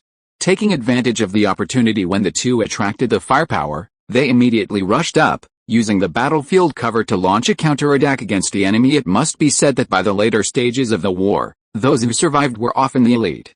The marksmanship of these soldiers who charged up was truly impeccable. Individually, while not necessarily hitting the target every time, they could at least manage 6 or 7 hits out of 10. This was quite commendable on a complex battlefield. In the blink of an eye, they had taken out the enemy machine gunners, artillerymen, and several active infantrymen. Afterward, several more grenades were thrown. Explosions erupted in the enemy trenches, sending flames soaring into the sky. By this time, Wonder Woman Diana had finally regained her senses. Continuing to wield her shield, she leaped dozens of meters in a single bound, landed in the enemy's trench, and began to slash with her sword. However, this goddess, who had just emerged from a secluded island, was clearly still a bit soft-hearted and didn't strike with full force. Each move was aimed at the enemy's machine guns and artillery. Even when she had to strike at people, she subconsciously left room for maneuver, merely stunning the enemy. Subsequently, her teammates in the rear began to rush up in groups. Faced with the demoralized Allied forces, they quickly gained the upper hand and, in one fell swoop, eliminated the defenders and occupied a large area of nearby trenches. Immediately afterward, under the leadership of Wonder Woman and her elite squad, the army began to advance into a small town in the rear. Thanks to the active performance of this demigod, the town was successfully taken by sunset. Throughout this process, Liang Yue remained on the sidelines, observing without intervening. Soon, amidst the distractions of various trivial matters, time passed quickly. An evening arrived. The once gray and gloomy town was now lit up with lights. A team of soldiers discovered an Allied supply depot in a cellar, and they cheered as they carried supplies out to share with everyone, including the town's survivors. People ate bread and sausages, drank beer, and walked around cheerfully, cheering and rejoicing. Some even began to dance and sing around bonfires, with others playing musical instruments alongside them. For a moment, the town truly had a touch of warmth after the ravages of war. Liang Yue stood by the side, silently watching. If he remembered correctly, he should currently be within Germany.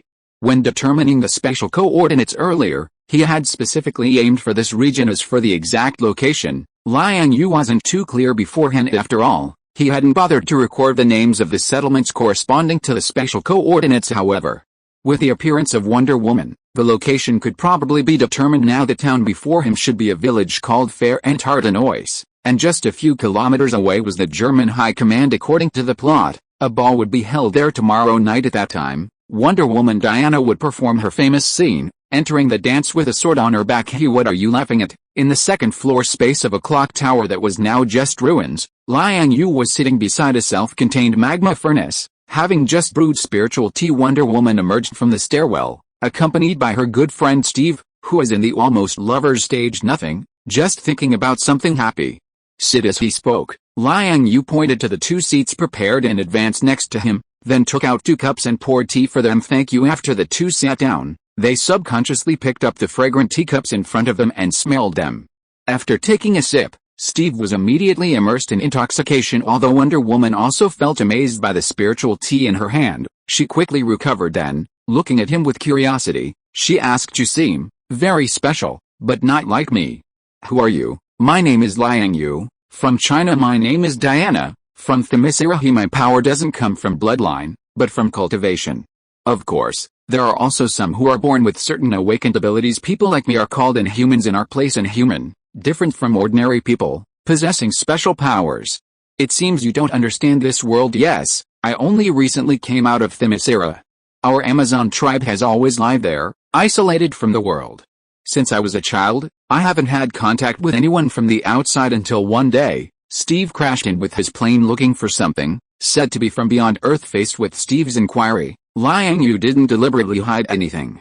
After all, there were only the 3 of them here, and the man opposite him was destined to die from beyond Earth? Is it a special meteorite? Oh, then you have to be careful, buddy. After all, the war isn't over yet, of course. In fact, as an inhuman, I possess many skills to keep myself alive. Saying this, Liang Yue looked at Diana again and asked, "As for you, from your attire, it's clear that you don't belong here. I came to defeat Ares, the god of war, and turn this war. This is the responsibility of our Amazon tribe," Diana said with a serious expression. "Ares, the god of war, that's right. He is the one who caused this war. Defeating him will stop the war, is that so? I seem to have only heard that war can bring power to Ares, but I never knew he was the reason for the war. It's true. It is because of his existence that this war exists." End of this chapter. Thank you so much for reading until the end. Don't forget to give it a like. Looking for more exclusive content and immediate access? Subscribe to our Patreon. Remember, every like, subscription or donation encourages us to continue. Thank you all. See you in the next video.